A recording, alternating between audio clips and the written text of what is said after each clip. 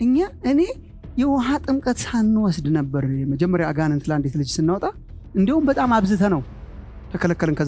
ከዚህ በኋላ ሽማግሌዎች ሳይኖሩ አጋንንት እንዳታወጡ ምናምን ተብሎ ትንሽ ጊዜ ታገድን። ምክንያቱም በቃ ገና ነን፣ ግን እየሄድን ይጮሃል። አንድ ጊዜ እንደውም በጣም ጮሆልን በጣም ለፍልፎልን ለረጅም ጊዜ ስላናዘዝን ነበር የተከለከልነው። መጠየቅ የሌለብን ጥያቄ ሁሉ እየጠየቅን ተሰብስበን አልነግራችሁም። አንዳንዱ በጣም ደስ አይልም። መሸነፉን ስናውቅ በቃ አስወጡኝ እያለ ይጮሃል። ቆይ ገና ሚስጥር ታወጣለህ እያለ አንደኛው ጓደኛዬ በተለይ በጣም ታዋቂ አገልጋይ ሆኗል አሁን በጣም እና እኔም ነበርኩ እሱም ነበር። ያኔ ምንም አልተጠመቅንም ነበር እና ገና ሚስጥር ታወጣለህ እያለ እሱ ሐሰተኛ የሐሰት ማባት ነው እየተባለ ከእሱ ኢንፎርሜሽን ለማግኘት እንደ ዘመኖቹ ማለት ነው ኢንፎርሜሽን ለማግኘት ከዛስ ምን እያረክ ነው ምናምን ይሉታል። አሁን እኔ በማይክሮፎን ሳይ እኛ ልጅ ሆነን የተሳሳት ነው አሁን ሽማግሌ ሆነ ሰው የሚሳሳት እና ግን የሆነ የተቀጣጠለ ነገር ነበር። ደስፐሬሽን ነበር። ለመንፈስ ቅዱስ ሙላት መጸለይ ነበር፣ መጾም መጸለይ ምናምን እና የሆነ ነገር እግዚአብሔር እንዲያረግ ደስፐሬሽኑ ጥማቱ ስለነበረ የሆነ ጊዜ የሆነ ሰው እንዲጸልይ የመጠበቅ ነገር ብዙ እኔ ደርሼበታለሁ። እውነት ምን ይላል? ሁሉም ሙሴን ይተባበሩ ዘንድ በደመናና በባህር ተጠመቁ ይላል። ጥምቀት የሚለውን ላንጉጅ ይጠቀምበታል። ጥምቀት ደግሞ ምንድን ነው? መሻገር ነው። የፈርዖን አልሆንም ብሎ የሙሴ መሆን ነው። ኢናወር ኬዝ ምን ማለት ነው? እኔ የማንም አይደለም የኢየሱስ ነኝ። ከእርሱ ጋር መሻገር እሱ ነው። እሱ አሻገራቸው፣ አጠመቃቸው እስራኤልን በሞላ ከደሙ ወደ ውሃው መጡ። ከዛ በኋላስ የምድረ በዳ ዘመናቸውን በሙሉ የመራቸው እግዚአብሔር በመንፈስ ቅዱስ በሙሉ ይመራቸው የነበረውን መንፈሱን ቅዱስን አሳዘኑት። ቅዱስን መንፈስ አሳዘኑት ይላል። የሚመራቸው የነበሩት መንፈስ ቅዱስ ነው። ሰው በደሙ ኃይል ኃጢአቱ ይቅር ተብሎ የእግዚአብሔር ልጅ ይሆናል። ይጠመቅና መሻገር ይሆንለታል። ግን የመንፈስ ቅዱስ ደግሞ ጸጋ ይከፈተለትና በመንፈስ በሕይወቱ ዘመን እያገለገለ ይኖራል። ይሄ ነው ማስተር ፕላን ወንድሞች ናቶች። ለሁላችን ነው። የሆኑ አገልጋዮች ሆነን አይደለም መንፈስ ቅዱስ የምንቀበለው። አገልግሎት ጀምረን አይደለም መንፈስ ቅዱስ ኢትስ ላይክ እንደ ጥምቀት ለማለት እኮ ነው። እንደ ጥምቀት እንደ ንስሐችን እንደ ጥምቀቱ በደሙ ኃይል እንደመሻገር ኢትስ ቬሪ ቤዚክ ኦፕሽናል አይደለም። በደሙ ኃይል ኃጢአቴ ይቅር ተብሏል፣ በውሃም ተጠምቄያለሁ፣ የመንፈስ ቅዱስ ነገር አያስፈልገኝም ሳይሆን ኦፕሽን አይደለም ነው። ዛሬም ትንሽ አብረን ለማየትና እግዚአብሔር ከረዳን ደግሞ በሚጸልይ ልብ በሚናፍቅ ልብ በእግዚአብሔር ፊት ለመሆን እንሞክራለን። ምክንያቱም የምንማረው ነገር ከቲዮሪ ያለፈ ነው። ዝም ብለን ተምረ ነው አውቀን ብንሄድ ምንም አይጠቅመንም፣ እንዲሁም ዕዳ ይሆንብናል እና እግዚአብሔር በተግባር በሕይወታችን የሚያደርገው እንዲሆን እኔ የሐዋርያት ሥራን መጽሐፍ የስሙን ርዕስ ሁሉ ወደዋለሁ በጣም። የቤተክርስቲያን አባቶች ነው ያወጡት እና የሐዋርያት ሥራ ነው እና ሥራ ነው ማለት ነው። ውስጡ ያለው እንዳለ ፕራክቲካል ተግባር ነው፣ ሥራ ነው። ኢየሱስ በሐዋርያቱ ውስጥ ሆኖ ያደረገውን የሚተርክ ሥራ ነው እና ክርስትና ፕራይመሪሊ ቲዮሪ አይደለም እና በሕይወታችን የሚከሰት የሚሆን ኢየሱስ ክርስቶስ ሕያው ስለሆነ ዛሬም የሚሰራ አምላክ ነው እና በሱ ጥማት ነው የማካፈላችሁ። ላስት ዊክም በዛ ጥማት ነው ያካፈልኳችሁና እግዚአብሔር የታሪክ ባለቤት ነው። ታሪክን ይደግማል እግዚአብሔር የእውነት እና በእኛ በቤተ ክርስቲያን ታሪክ ውስጥ እግዚአብሔር ያስነሳቸውን ሪቫይቫሎች ብቻ እያጠናን ብንኖር ምን ያደርግልናል? እግዚአብሔር የሪቫይቫል አምላክ አይደለም ወይ? ዘመናችንን እንደ ቀድሞ አዲስ ማለት እኮ መቻል አለብንና በጣም ብዙ ሪቫይቫሎች አሁን እኛ እንማራለን። በጣም ብዙ አዌክኒንግስ እንማራለን። እግዚአብሔር በወንጌል እሳት ምድርን የጎበኘባቸውን ጊዜያት እናጠናለን። በመንፈስ ቅዱስ ኃይል ከሐዋርያት ዘመን ጀምሮ እግዚአብሔር የሰራቸውን እኮ ሲተረኩልን በቤተክርስቲያን ታሪክ እንሰማለን። በእኛም ሀገር ራሱ በምድራችን በጣም ብዙ እግዚአብሔር ያደረጋቸውን ነገሮች እንሰማለን። በአባቶቻችን ታሪክ ያደረገውና እኛ እኮ እያጠናን ታዛቢዎች መሆን የለብንም።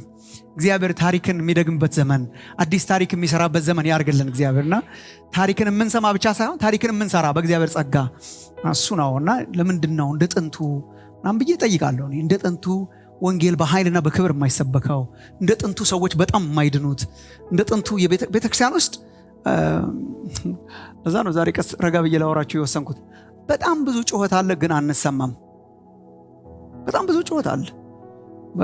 ላውድ ስፒከሮቻችንም ይጮሃሉ፣ እኛም በጣም እንጮሃለን እና እኔም እጮሃለሁ በጣም። አሁን ስጮህ ደስ ስለሚለኝ ነው፣ ሌላ ምንም ነገር የለውም። ጮኬ ስናገር ደስ ይለኛል እና ልጆችም አትጮህ ይሉኛል። እስከዛሬ እየጮህኳለሁ ግን በጣም ኢምፓክትፉል ግን አይደለንም። እንደ ጩኸታችን መጠን የእግዚአብሔር ክብርና ኃይል ይታያችሁ እንደሆነ እኔ አላቅም። ገና ነው በቃ እግዚአብሔር በእያንዳንዳችን ህይወት ውስጥ የሰራው ስራ ትልቅ ነው፣ ማናናቅ አንችልም። ታላቅ ነገርን አድርጓል፣ የዘላለም ህይወትን ሰጥቶናል። ግን በምድሪቱ ላይ ኢምፓክትፉል እንድንሆን ቀስ ብለው በሚጸልዩበት ጊዜ እኮ ማት ነገር አድርጓል እግዚአብሔር እግዚአብሔር ቀስ ብሎ ከመጸለይም ጮሆ ከመጸለይም ጋር እኮ አይደለም፣ ግን ልባችንን እንዲቃኘው እና እግዚአብሔር ታሪክን የሚሰራበት ዘመን ያርግልን። በእውነት በጣምና በጥማት ነው የማካፈላችሁ እና እናነብና ላስት ዊክ ያነበብነውን የመጽሐፍ ቅዱስ ክፍል ከዛ በኋላ አንዳንድ ሐሳቦችን ልጨርስላችሁ ሞክራለሁ። ባለፈው ሳምንት ያነበብነው የመጽሐፍ ቅዱስ ክፍል በዮሐንስ ወንጌል ምዕራፍ 7 ላይ ያለ ነው።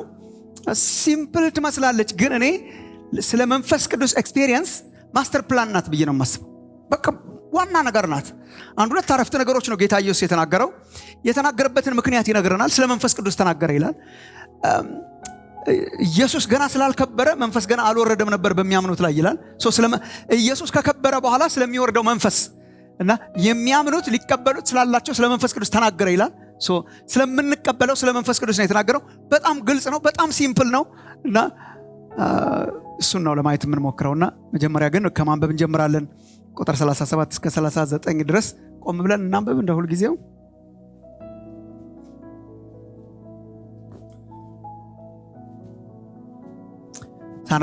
ላስት ዊክ ባለፈው ሳምንት የነበራችሁ ታገኙታላችሁ። ኢቭን ጊዜውን ምናምን አልተመልከቱ። ቁጥር 37 ከበዓሉም በታላቁ በኋለኛው ቀን ኢየሱስ ቆሞ ጮኸ ነው። ጮኸ መጨረሻ ላይ በአማርኛ አሰካክ መጨረሻ ስላለች ነው እንጂ ከበዓሉም በታላቁ በኋለኛው ቀን ኢየሱስ ቆሞ ጮኸ እንደዚህ ብሎ፣ ማንም የተጠማ ቢኖር ወደ እኔ ይምጣና ይጠጣ፣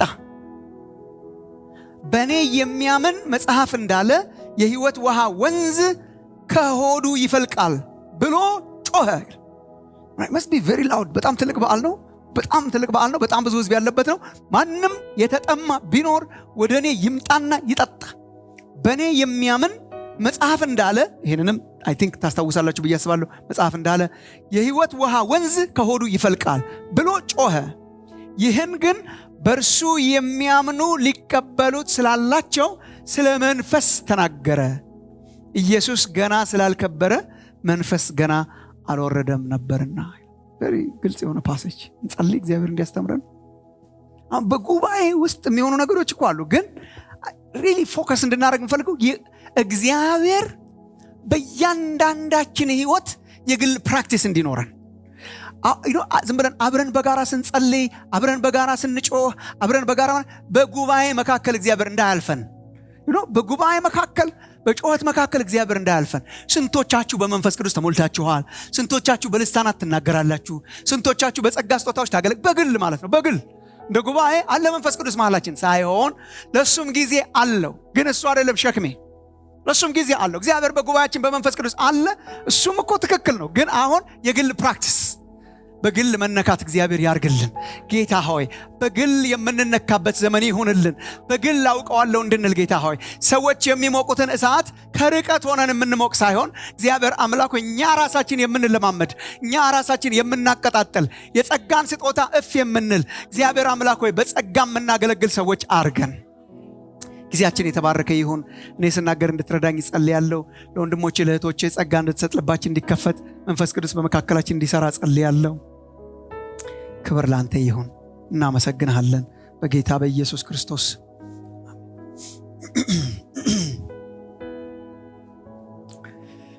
የኋለኛው ቀን ግብዣ የወሰድነው ርዕስ ነው።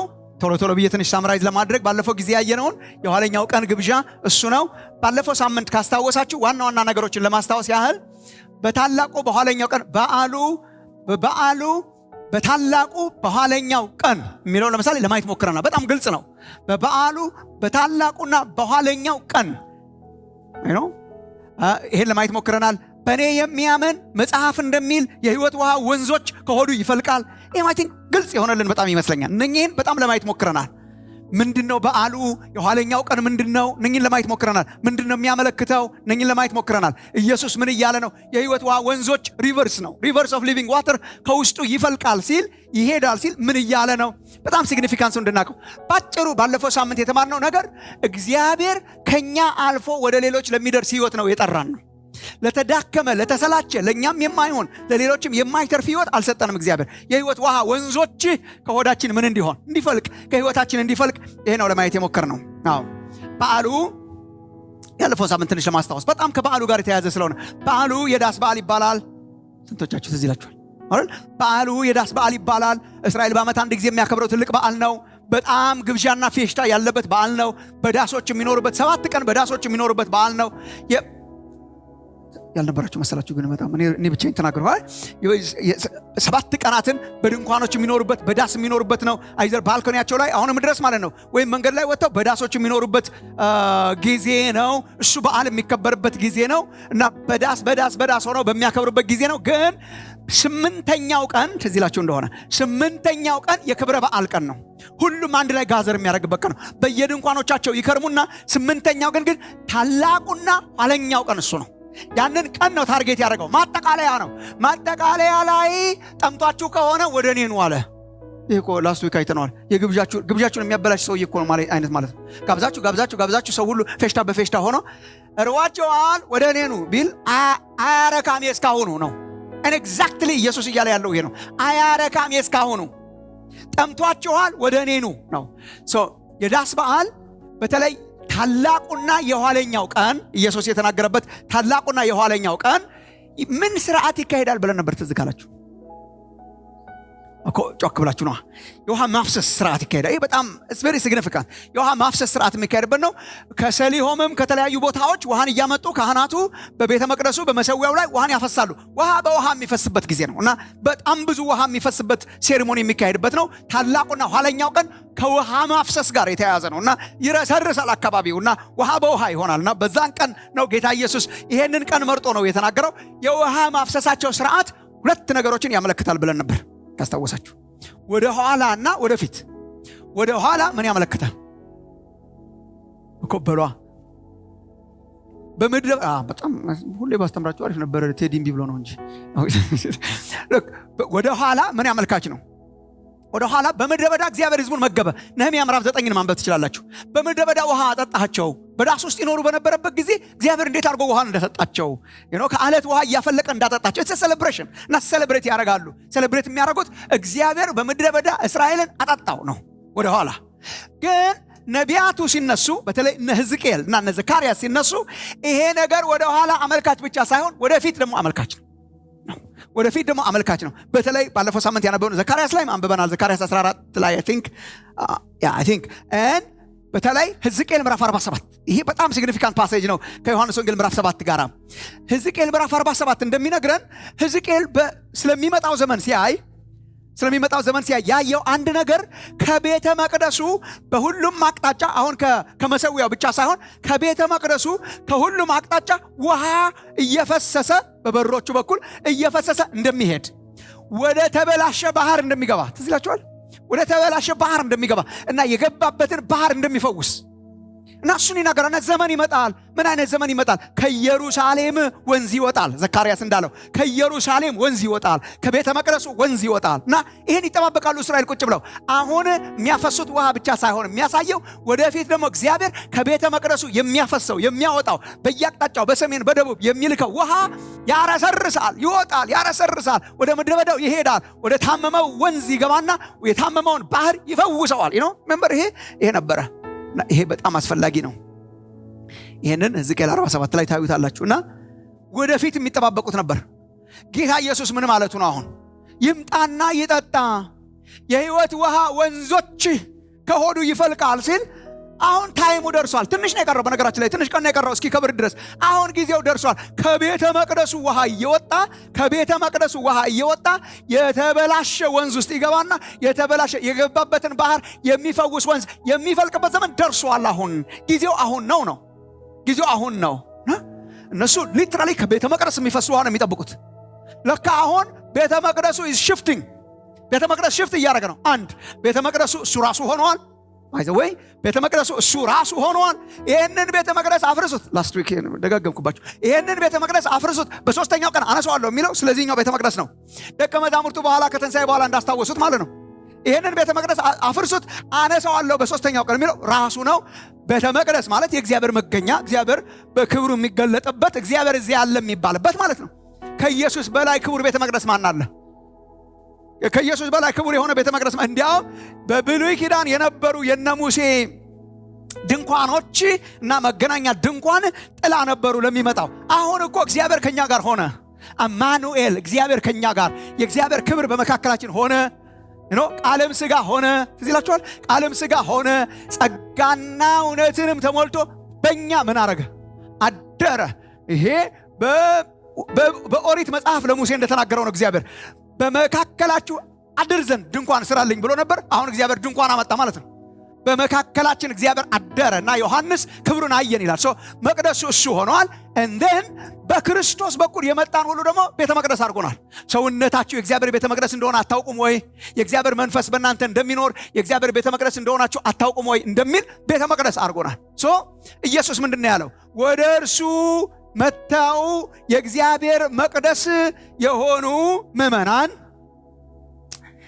ጥቅስ እንዳላበዛባችሁ እኮ ነው አንደኛ ጴጥሮስ ምዕራፍ 2 እንደ ሕያዋን ድንጋዮች እየተገጣጠምን የምንሰራ ቤተ መቅደስ ያደርገናል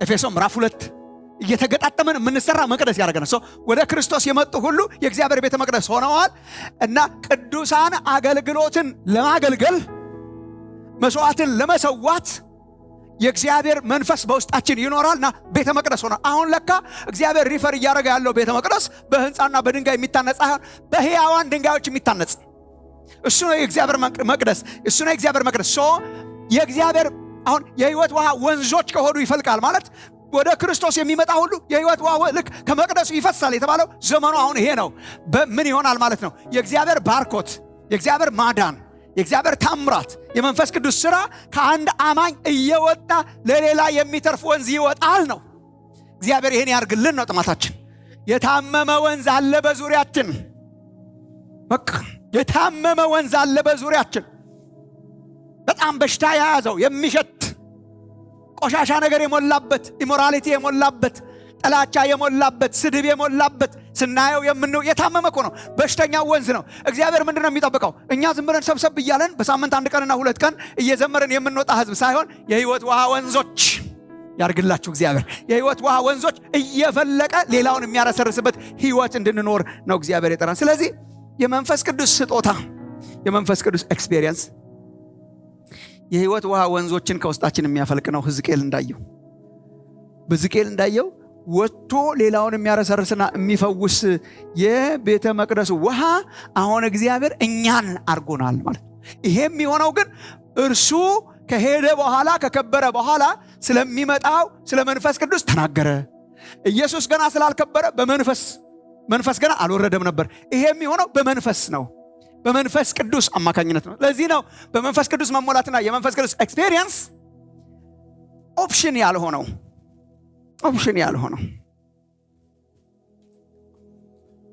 ከዚህ በፊትም ነግሬያችኋለሁ እኔ በብፌ ዘመን አላደኩም እኛ ልጅ እያለን ብፌ አናቅም ነበር እናንተ እንኳን አዲስ አበባ ስለሆነች ታውቃላችሁ ግን እኛ ገጠር ብፌ ራሱ አናቀውም እኔ እውነት አላቀውም እዚህ ሀገር መጥቼ ነው ያወቅሁት እንጂ አላቀውም ብፌ ምንድን ነው ብፌ የለም ምግብ አለ ወይስ የለም ነው አትስት እንጂ አማራጭ እንባልን የምግብ አማራጭ ነው ያቻለክ ከትምህርት ስንመለስ ይደረጋል ከተበላል እንጂ ሌላ መርጠህ ዛሬ ክክና ምስር ነው ከዛ ትበላል እንጂ መርጠ ዙሪያውን እኔ አዲስ አበባ ከመጣሁ ነው ያየሁት እና በኋላ ግን አሁን እየተስፋፋ መጥቶ አሁን ረጃጅም ብፌዎች ነው የምንበላው አንዳንድ ግብዣ ላይ ስንሄድ እና መርጠ ነው ፒክ የምታደርገው እንዳለ ጥርግ ምናምን አይደረገው አንዳንድ ሰዎች ያደርጋሉ በኋላ ይቸገራሉ በጣም ይቸገራሉ ኦብዘርቭ አድርጋችኋል አሁን ለማስተማር እየሞከርኩ ያለሁት እነሱን እንድንሆን ነው በመንፈስ በስጋ ግን ደስ አይልም በስጋ ደስ የማይለው በኋላ በጣም ይቸገራሉ እና እንደዚህ በጣም ይከመርና መጨረሻ ያቅታቸዋል ሲቸገሩ ሲተውት ምናምን ታያላችሁ መጨረሻ ላይ እና ብፌ ምንድነው ብፌ ማለት እየመረጥክ የምትወስደው ማለት ነው don't feel like ዛሬ ስጋ መብላት አላማረኝ ሰላጣና እንትኑን ወስዳለሁ እንትኑን እተዋለሁ እና ብፌ ሜንታሊቲ ነው ያለን ረሃብተኛ ጥርግ አድርጎ የሚበላ ረሃብተኛ ሳይሆን መርጦ የሚበላ ብፌ የብፌ ተስተናጋጅ ነገርነን በስጋ አሁን ዘመናችን ማለት ነው እና በመንፈስም ኢንፍሉዌንስ አድርጎን ይሆን ብዬ አስባለሁ እና በቃ ሰው ሁሉ ባለመብት ነገር ነው ክርስቲያኑ ምርጫ ነው መበላው ጌታን ተቀብያለሁ ውሃ ተጠምቄያለሁ ዘላለም ሕይወት አግኝቻለሁ መንፈስ ቅዱስ ሙላት ምናምን ይላሉ እኔ ኢንተረስት አደረገኝ እንዳልጫ ማለት ነው ይላሉ ከሚያካብዱት መሃል አይደለም የሚሉ ሰዎች አሉ በልሳን ምናምን መጸለይ የሚባል ነገር አለ። በጸጋ ማገልገል፣ ጸጋ ስጦታ፣ ፈውስና ተአምራት በጸጋ ስጦታ ማገልገል የሚባል አለ። እሱን ብዙ ነው እንታለ ኢትስ ኦኬ። ለሌላው ሰው ምንም ችግር የለም ኢትስ ኦኬ። የብፌ ክርስቲያን ማለት በጣም እኮ አደገኛ ነው። ሐዋርያት ሥራ ላይ ስታነቡ የብፌ ክርስቲያኖች አልነበሩም። ጥርቅ አድርገው ማለት ነው። ልክ እንደ ቀድሞ ጥርቅ አድርገው እንደሚበሉት ማለት ጥርቅ አድርገው ይጨርሳሉ። እንደኛ ተሸክመው ቁጭ አድርገው ግን ጥርቅ አድርገው እንደሚበሉት እና የእግዚአብሔር ቃል ስትለው አለበት፣ መንፈስ ቅዱስ ስትለው አለበት፣ በልሳን መናገር ስትለው አለበት፣ ትንቢት አሉበት፣ ተአምራት አሉበት፣ ፈውስ አሉበት። እስላክ አይመረጥም የእግዚአብሔር ነገር። እና የዘመናችን አይነት ክርስቲያኖች አሁን ኮምፕሌሰንት የሆኑ ነው። በዚህ ምክንያት ነው በጣም ብዙ አሁን ትንሽ ስለ ጥማት ለመናገር ሞክራለሁ። በጣም ብዙ ክርስቲያኖች አሁን ብዙ ነገር የማንጠማበት ምክንያት አለን። በቃ ኦሬዲ ዌር ኢነፍ መንፈስ ቅዱስ ሙላት ጾም ጸሎት ያዛችሁ። የድሮ ክርስቲያኖች ይይዙ ነበር መንፈስ ቅዱስ ለማሞላት። አሁን እኛ ሰርጋችን ሲደርስ ነው ጾም ጸሎት ራሱ ትዝ የሚለን። መቼ ነው እግዚአብሔር ሆይ በቃ ይሄ ሳምንት እጾማለሁ፣ በቃ ካላገኘኸኝ አልወጣም፣ አንተ ሕያው አምላክ። መቼ ነው ዴስፐሬሽን ያሳያችሁ? እንደሚያስፈልገን እኮ በጣም እርግጠኛ ብንሆን እንጮህ ነበር። ኦፕሽናል እንደሆነ ካሰብን የመንፈስ ቅዱስ ነገር አማራጭ እንደሆነ ኦፕሽናል እንደሆነ ካሰብን እኮ ጥማትም አይኖረንም። እሱን እንድንጠማ በግላችን መንፈስ ቅዱስ ሲመጣ ነው ከኛ አልፎ ሌላውን ሊፈውስ የሚችል የእግዚአብሔር ኃይል የሚወጣው። አዘርዋይስ እኛ ብቻ ነው እየተነቃቃን የምንወጣው። ከኛ ወጥቶ በምድሪቱ ያሉ የተበላሹ ወንዞችን የሚፈውሰው እግዚአብሔር በመንፈስ ቅዱስ ስንነቃቃና ስንቀጣጠል ነው። እሱ ነው ያየነው። እግዚአብሔር የተትረፈረፈ ህይወት ያርግልን። የእውነት የተትረፈረፈ የመንፈስ ባለጸጋ፣ የመንፈስ ቅዱስ ባለጸጋ። እንዴት አድርጌ ልንገራችሁ? መንፈስ ይሙላባችሁ እንጂ ማነጻጸሪያው ትዝ ይላችኋል። በወይን ጠጅ ምን አትሆኑ ነው እንዴ? አይገርምም? የስካርን ቋንቋ አምጥቶ ጳውሎስ ከመንፈስ ቅዱስ ጋር ድራንክ የመሆንን አምጥቶ እናንተ ስካሩ ነው እኮ እናንተ ስካሩ ግን በመንፈስ ቅዱስ ይሁን ነው። in other words ማለት ስካሩ ግን በወይን ጠጅ አይሁን ማለት በመንፈስ ቅዱስ ይሁን ማለት እና ሚጣጡ ሚሳክሩ ሚለማመዱ ነበሩ። ለዛ ነው ዓለምን አፕሳይድ ዳውን ገልብጠዋት የሄዱትና በመንፈስ የምንቀጣጠልበት ዘመን ያርግልን። ናው ዛሬ የቀሩንን ጥቂት ጥቅሶች እዚያው ላይ ለማየት እንሞክራለን። አንድ ጥቅስ ነው የቀረን ግን very interesting፣ እሱን ለማየት እንሞክራለን። ቀላል የሚመስሉ ግን በጣም ከባድ ነገሮች ናቸው። መንፈስ ቅዱስን በተመለከተ ይሄንን ዝም ብሎ ማስታወሻም ለምትይዙ ሰዎች የመንፈስ ቅዱስ ስጦታን ኤክስፔሪየንስ ለማድረግ ምን እናድርግ ነው። ሲምፕል ነው ዛሬ ማለት በቃ ልክ ነው። በቃ አምኛለሁ፣ በቃ ልክ ነው። መንፈስ ቅዱስ ያስፈልገኛል። እኔም እንደ ጥንቶቹ መቀጣጠል እፈልጋለሁና መንፈስ ቅዱስ ህይወቴን እንዲያቀጣጥለው ምን ላደርግ ነው? ደግነቱ እኔ ዛሬ የሰው ሪኮሜንዴሽን የለኝም። የአጥማቂው ሪኮሜንዴሽን ነው ያለኝ። የሚያጠምቀን ሰው ነው ይሄን ያለው። አሁን ዮሐንስ እንዳለው እኔ በውሃ አጠምቃቸዋለሁ፣ ከኔ በኋላ የሚመጣው ግን በእሳትና በምኑ ያጠምቃቸዋል? በመንፈስ ያጠምቃቸዋል። በመንፈስ የሚያጠምቀው ኢየሱስ በዚህ ነው ማጠምቀው ብሏል። እንደዚህ ስትሆኑ ነው ማጠጣው ብሏል። እነሱን ለማየት እንሞክራለን። የመንፈስ ቅዱስ ስጦታ በህይወታችን ኤክስፔሪየንስ እንድናደርግ እንዴት ነው ምን ተግባራዊ እርምጃዎች እንውሰድ የሚሉ ሲምፕል ነገሮችን ልነግራችሁ እሞክራለሁ። አንድ አራት ነገሮችን እናይና ከዛ ጸልየን ለመጨረስ እንሞክራለን። ምናልባት በጣም ለመጸለይ ካነሳሷችሁ በጣም ትልቅ ነገር ነው ብዬ አስባለሁ። ምናልባት የሚመጡትን ጊዜያት የሚመጡትን ቀናት ነገ ተነገ ወዲያን የሚመጡትን ሳምንታት ስለ መንፈስ ቅዱስ ብቻ ብንጮህ ይሄ ጉባኤ እንዳለ ይሆናል ብላችሁ ታስባላችሁ? ስለ መንፈስ ቅዱስ ብቻ ብንጮህ እግዚአብሔር በመንፈሱ እንዲያቀጣጥለን ብንለምን የሚያስፈልገን እኮ እሱ ነው። እኔ እኮ እግዚአብሔር እንዴት አድርጎ ያወራን ምናምን ላሉ አንዳንድ የሚያስፈልገን እኮ እሱ ነው። ማርታ አላት ኢየሱስ፣ በብዙ ነገር ነው የምትጨነቂው የምትባክኘው፣ የሚያስፈልግሽ አንድ ነገር ነው እንዳለው የሚያስፈልገን እኮ አንድ ነገር ነው። ብዙ ጊዜ ለብዙ ነገር ነው የምንባክነው፣ ለብዙ ነገር ነው የምንጸልየው። እስቲ መንፈስ ቅዱስ ይምጣና በህይወታችን በምን ወደ ኋላ እንቀራለን? እና መንፈስ ቅዱስን እንድንጠማ አንድ አራት ነገሮችን ኢየሱስ ብሏል ብዬ አስባለሁ። በእነኚህ ጥቅሶች የትኛው ጥቅስ ላይ ይሄው ማንም የተጠማ ቢኖር ወደ እኔ ይምጣና ይጠጣ። እቺን ነው የምናየው ዛሬ። አራት ነገር እዚህ ውስጥ yes ማንም የተጠማ ቢኖር ወደ እኔ ይምጣና ይጠጣ። ይሄንን ስለማን ተናገረ ነው የሚለው? ስለ መንፈስ ቅዱስ፣ ስለ መንፈስ ተናገረ። ስለ መንፈስ ሲናገር ኢየሱስ ምን አለ? የህይወት ውሃ ወንዝ ከሆዱ ይፈልቃል። ማን? ማንም የተጠማ ቢኖር ወደ እኔ ይምጣና ይጠጣ። ይህንን ኢየሱስ በእርሱ የሚያምኑ ሊቀበሉት ስላለ ስለ መንፈስ ተናገረ። መንፈስ ግን አልከበረም ነበር እና እነሱ እንዲለማመዱ እንዲጠጡ ምንድነው የሰጠው ፕሪስክሪፕሽን? ማንም የተጠማ ቢኖር ወደ እኔ ይምጣና ይጠጣ። አይገርምም? ይሄ ነው የመንፈስ ቅዱስ ነገር። ማንም የተጠማ ቢኖር ወደ እኔ ይምጣና ይጠጣ። በቃችን ነው። በቃ እንደመፈክር ይዘን የምንወጣው ዛሬ። ማንም የተጠማ ቢኖር ይምጣና ይጠጣ ነው መጀመሪያ። ማንም anyone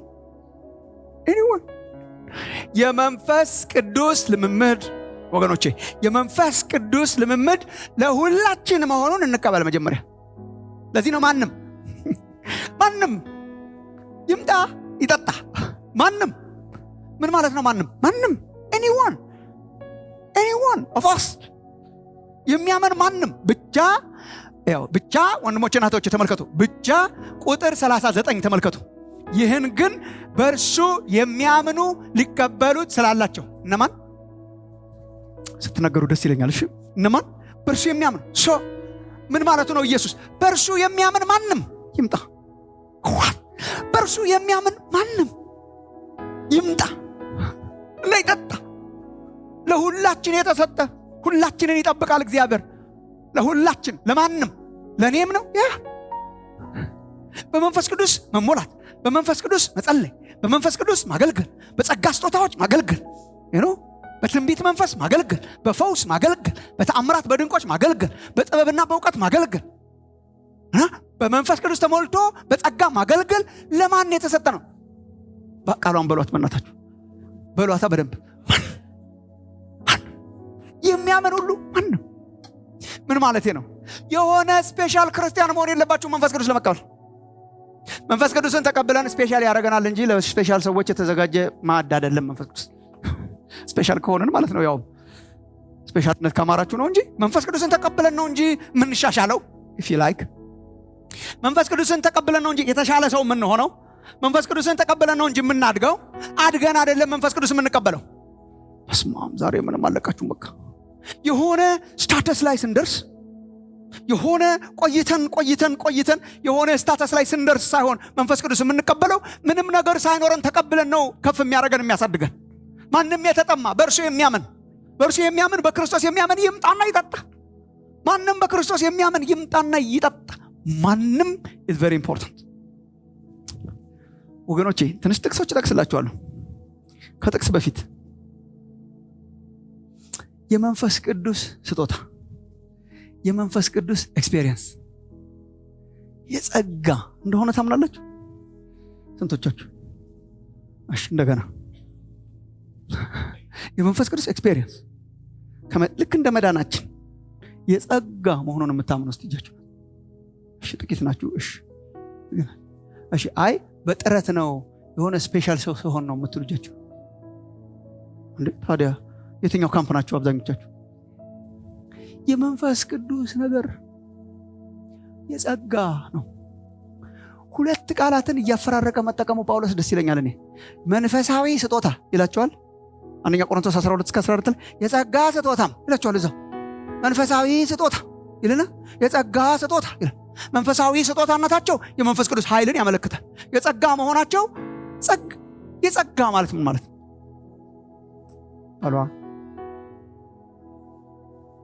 አሏ ጸጋ ምን? በጸጋ ድኛለሁ ስትሉ ምን እያላችሁ? እንዲሁ በነፃ ማለት ሳንከፍልበት። አንድ ስቴፕ ግን እኮ አለው። ልክ ናችሁ ግን አንድ ስቴፕ አለው። ጸጋ ነፃ ነው፣ ልክ ነው፣ አይከፈልበትም ማለታችን ነው። የሲሞን መንፈስ አሁን ትዝ ይላችሁ እንደሆነ የሲሞን መንፈስ አጋንንት ሲያወጡ ሲያይ እና እጃቸውን የሚጭንባቸው ሰዎች ደግሞ በልሳን እጅን በጅምላ ከዝቼ ብቸረችራት ምናምን የሚል ሳይሰሙ አይቀርም። ሲሞናዊነት ይባላል። አይሸጥም፣ አይገዛም። የመንፈስ ቅዱስ ነገር ነፃ ነው፣ ልክ ነው። ለምሳሌ በጸጋ ድነናል ስንል በነፃ ድነናል ነው፣ የከፈልነው ነገር የለም። ግን ወገኖች ጸጋ የሚለው ቃል ውስጥ ነፃ ብቻ ሳይሆን ሌላ ቃል አለ አብሮት። ያሰበበት ሰው አለ? ነፃ መሆኑ ብቻ ሳይሆን ነፃ ለማንም ይሰጣል በነፃ ግን ነፃ መሆኑ ብቻ ሳይሆን ሌላ ቃል አብሮት አለ። ካሬስ ጸጋ ሌላ ቃል አብሮት አለ። ለማይመጥን፣ ለማይበቃ፣ ብቁ ላልሆነ፣ ኳሊፋይ ለማያረግ ለማይመጥን በነፃ መሰጠቱ ብቻ ሳይሆን በችሎታቸው ያንቀሳቀሷቸዋል ተብሎ ለማይገመቱ ነፃ መሆኑ ብቻ ሳይሆን ስለዛ ሰው የሚናገረው በነፃ ተቀብሏል ብቻ ሳይሆን አይገባውም ነበር አይገባትም ነበር። የሚመጥን ነገር የላትም፣ ኳሊፋይ አያረጋም። ለምሳሌ ዲግሪ ስንወስድ ስለመጠንን ነው የሚሰጠን።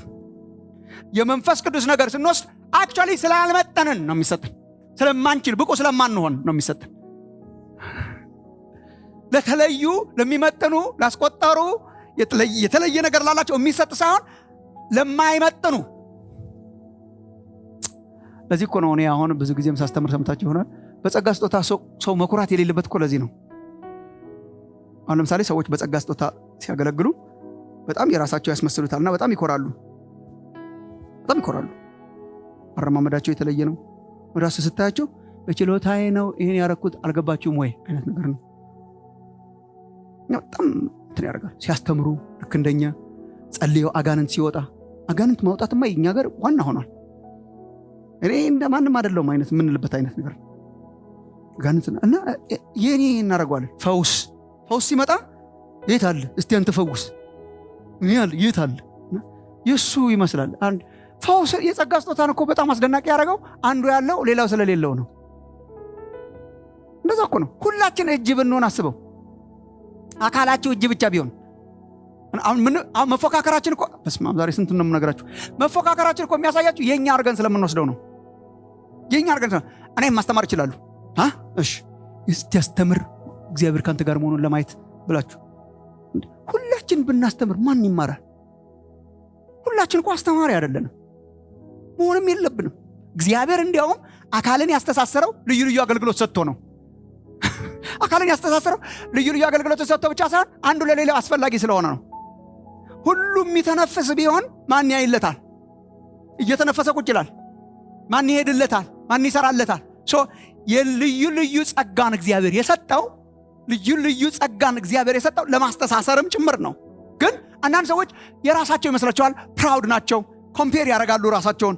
የጸጋ ስጦታ ግን ስለኛ የሚናገረው ነገር ይሄ ሰውዬ እኮ የማይገባው ነው። ወደፊት እግዚአብሔር ጸጋ ሲጠታችሁ ትዝ እንድንላችሁ በቪዲዮም እየተቀዳ ስለሆነ አሁን ነቢያት አድርጎ ቢያስነሳችሁ ወደፊት ወይ ያስነሳችኋል ብዬ አምናለሁ። እኔ ጸልያለሁ። እውነት በጣም ከልቤ ነው። አስደናቂ ነቢያት፣ አስደናቂ ሐዋርያት፣ አስደናቂ በፈውስ የሚያገለግሉ ግራና ቀኝ የማያስብሉ ተአምራት የሚያረጉ አይታያችሁ ምናምን የሚባለው ሳይሆን በቃ ተአምራት የሚያረጉ የእውነት እኔ እንደዛ ነው የምጸልየው። የእውነት እግዚአብሔር እኮ ተአምሮ አድርጓል። አይታያችሁም ሳይሆን የሚታይ ነገር በህይወታችሁ እንዲገለጥ ማለት ነው። ግን እስቲ እቺን ቪዲዮ አንድ ቀን እዩ። ያን ቀን የኛ ነው እንዳንል፣ ያን ቀን ስለኛ የሚናገረው እስቲ የሰውዬ እኮ ማንም ነበር ነው። የሰውዬ እኮ ማንም ነው። ኤኒዋን ማንም ብቻ የሚያምን ለሁላችን ነው። ወንድሞች እናቶች፣ አንዳንድ ሰዎች የመንፈስ ቅዱስ ልምምድን በጣም አጠንክረው የማይጠሙበት ምክንያት ለተለዩ ክርስቲያኖች የሚሰጥ ስለሚመስላቸው። አንዳንድ ሰዎች ለምሳሌ ምን ይሉኛል? መቼ ነው ስለ መንፈስ ቅዱስ መጸለይ ያለብኝ? እኔ እኮ ገና አዲስ አማኝ ነኝ ይላሉ። መንፈስ ቅዱስን ለመቀበል ከአዲስ አማኝነት ትንሽ አገርያል። እንዲያውም አዲስ ሲሆን ይሻላል። አንዳንዶቻችን ያመለጠን እንዲያውም አዲስ ሆነን እያለን በአዲስነት በጣም ጥሩ ነው። በልጅነት በኋላ ይሄ አደገና ይሄ ቀነስ እያለ መጣ። ስንት ቀን ሲሆነኝ ነው? ስንት እኔ እኮ አዲስ ነኝ። አስገድ እኔ እኮ በጣም ደካማ ሰው ነኝ። አስገድ to the extent ዛሬ ያው በጣም ብዙ ጊዜ የማልናገረው ነው የምነግራችሁ። እኔ እኮ በጣም ብዙ ድካምና ኃጢአት ያለብኝ ክርስቲያን ነኝ። ጌታ ኢየሱስን ታምናለህና ከኃጢአት ጋር እየታገልክ ነው? የሚረዳ መሳሪያ እኮ ነው መንፈስ ቅዱስ። ኃጢአት ስናቆም የሚሰጥ እኮ አይደለም፣ እንድንዋጋ የሚሰጥ መሳሪያ ነው። መሳሪያ የሚሰጠው እኮ ለተዋጊ ነው። ይህ ምሳሌ ለመስጠት አስቸጋሪ ሆኗል የኛ ሀገር ጠመንጃ ብቻ ስለሆነ፣ ግን ድሮ ደህና ነበር። ለስን ወገኖቼ፣ አሁን እኮ ሆፕፉሊ አሁን እዚህ ያለው ሰው የለም ብዬ ተስፋ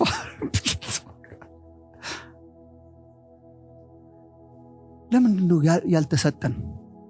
ትግል ላይ ስላይደለን፣ ተረጋግተን ስለምንኖር ትግል ላይ ስላይደለን። የጦር መሳሪያ ለማን ነው የሚሰጠው? እየታገለላለ ለአንተ ነው ማይ ብራዘር። ኃጢአት እኮ በጣም ይታገለኛል። እንካ ጦር መሳሪያ እያለህ እኮ ነው እግዚአብሔር። ታገለ ጨርሰማ ምን ያደርግልሃል?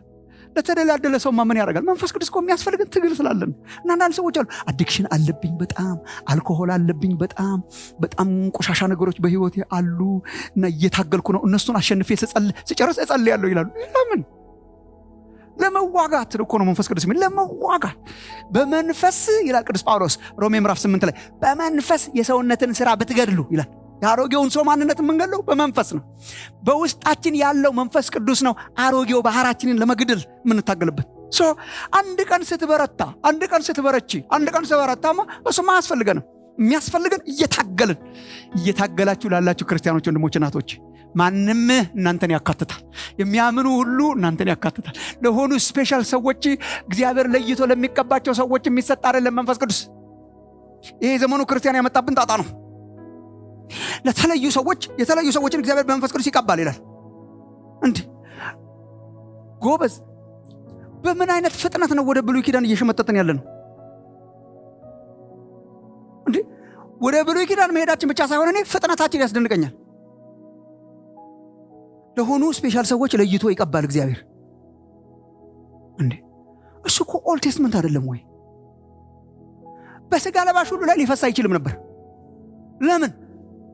ኃጢአት አላ ግድግዳው ገና አልተወገደም። ኢየሱስ ገና ስላልከበረ እኮ እሱ ነው። በሰው ሁሉ ላይ ሊፈስ አይችልም። ብሉይ ኪዳን እኮ እስራኤል የፈለገ የኪዳን ሕዝብ ሆኖ በእያንዳንዱ ሰው ላይ መንፈስ ቅዱስ እንዲፈስ ዘመን መጠበቅ ነበረበት። እኛ እኮ ምን አይነት ዘመን ላይ እንዳደረሰን እግዚአብሔር። ዘመን መጠበቅ እኮ ነበረበት እስራኤል። አንድ ቀን እነ ኢዩኤል የተናገሩት ትንቢት አንድ ቀን በመጨረሻው ዘመን በስጋ ለባሽ ሁሉ ላይ ከመንፈስ ያፈሳለሁ። ምንድነው በስጋ ለባሽ ሁሉ ላይ? እንዲያውም እኔ በጣም የሚያስገርመኝ በወንዶችና በሴቶች ልጆቻችሁ ይላል። ሶስቱም አስገራሚ ነው። ወንዶችና ሴቶችን እኩል ቁጭ አድርጎ በሴቶች ላይ ብዙ የለም። እነ ዲቦራ ምናምን ትንሽ፣ በአብዛኛው ወንዶች ናቸው ነቢያቱ። በአብዛኛው የተለዩ ወንዶች ናቸው። ካህናት ነገስታቱ ወንድ ስለሆነ የዛን ጊዜ ካህናቱ ነገስታቱ መሳፍንቱ ላይ መንፈስ ቅዱስ ይወርድና ኃይለኛ ነገር ይሰራባቸዋል። በጥቂት ሰዎች በውሱን ሰዎች ላይ እና በወንዶች በሴቶች your children ለልጆቻችን ገና ለሚመጣው ትውልድ በልጆች ላይ በወንዶች ላይ በሴቶች ላይ እንዴት ነው የሚፈሰው? አሁን ይሄ አዲስ ኪዳን ነው። ለተለዩ ሰዎችማ የብሉይ ኪዳን ነው። አዲስ ኪዳን በሁላችን ላይ የእግዚአብሔር መንፈስ ወርዶ የሚሰራበት ዘመን ነው። እግዚአብሔር የተመሰገነ ይሁን። በሁላችን ላይ አንድ የተለየ ሰው መሆን የለባችሁም በመንፈስ ቅዱስ ኤክስፔሪየንስ ለማድረግ።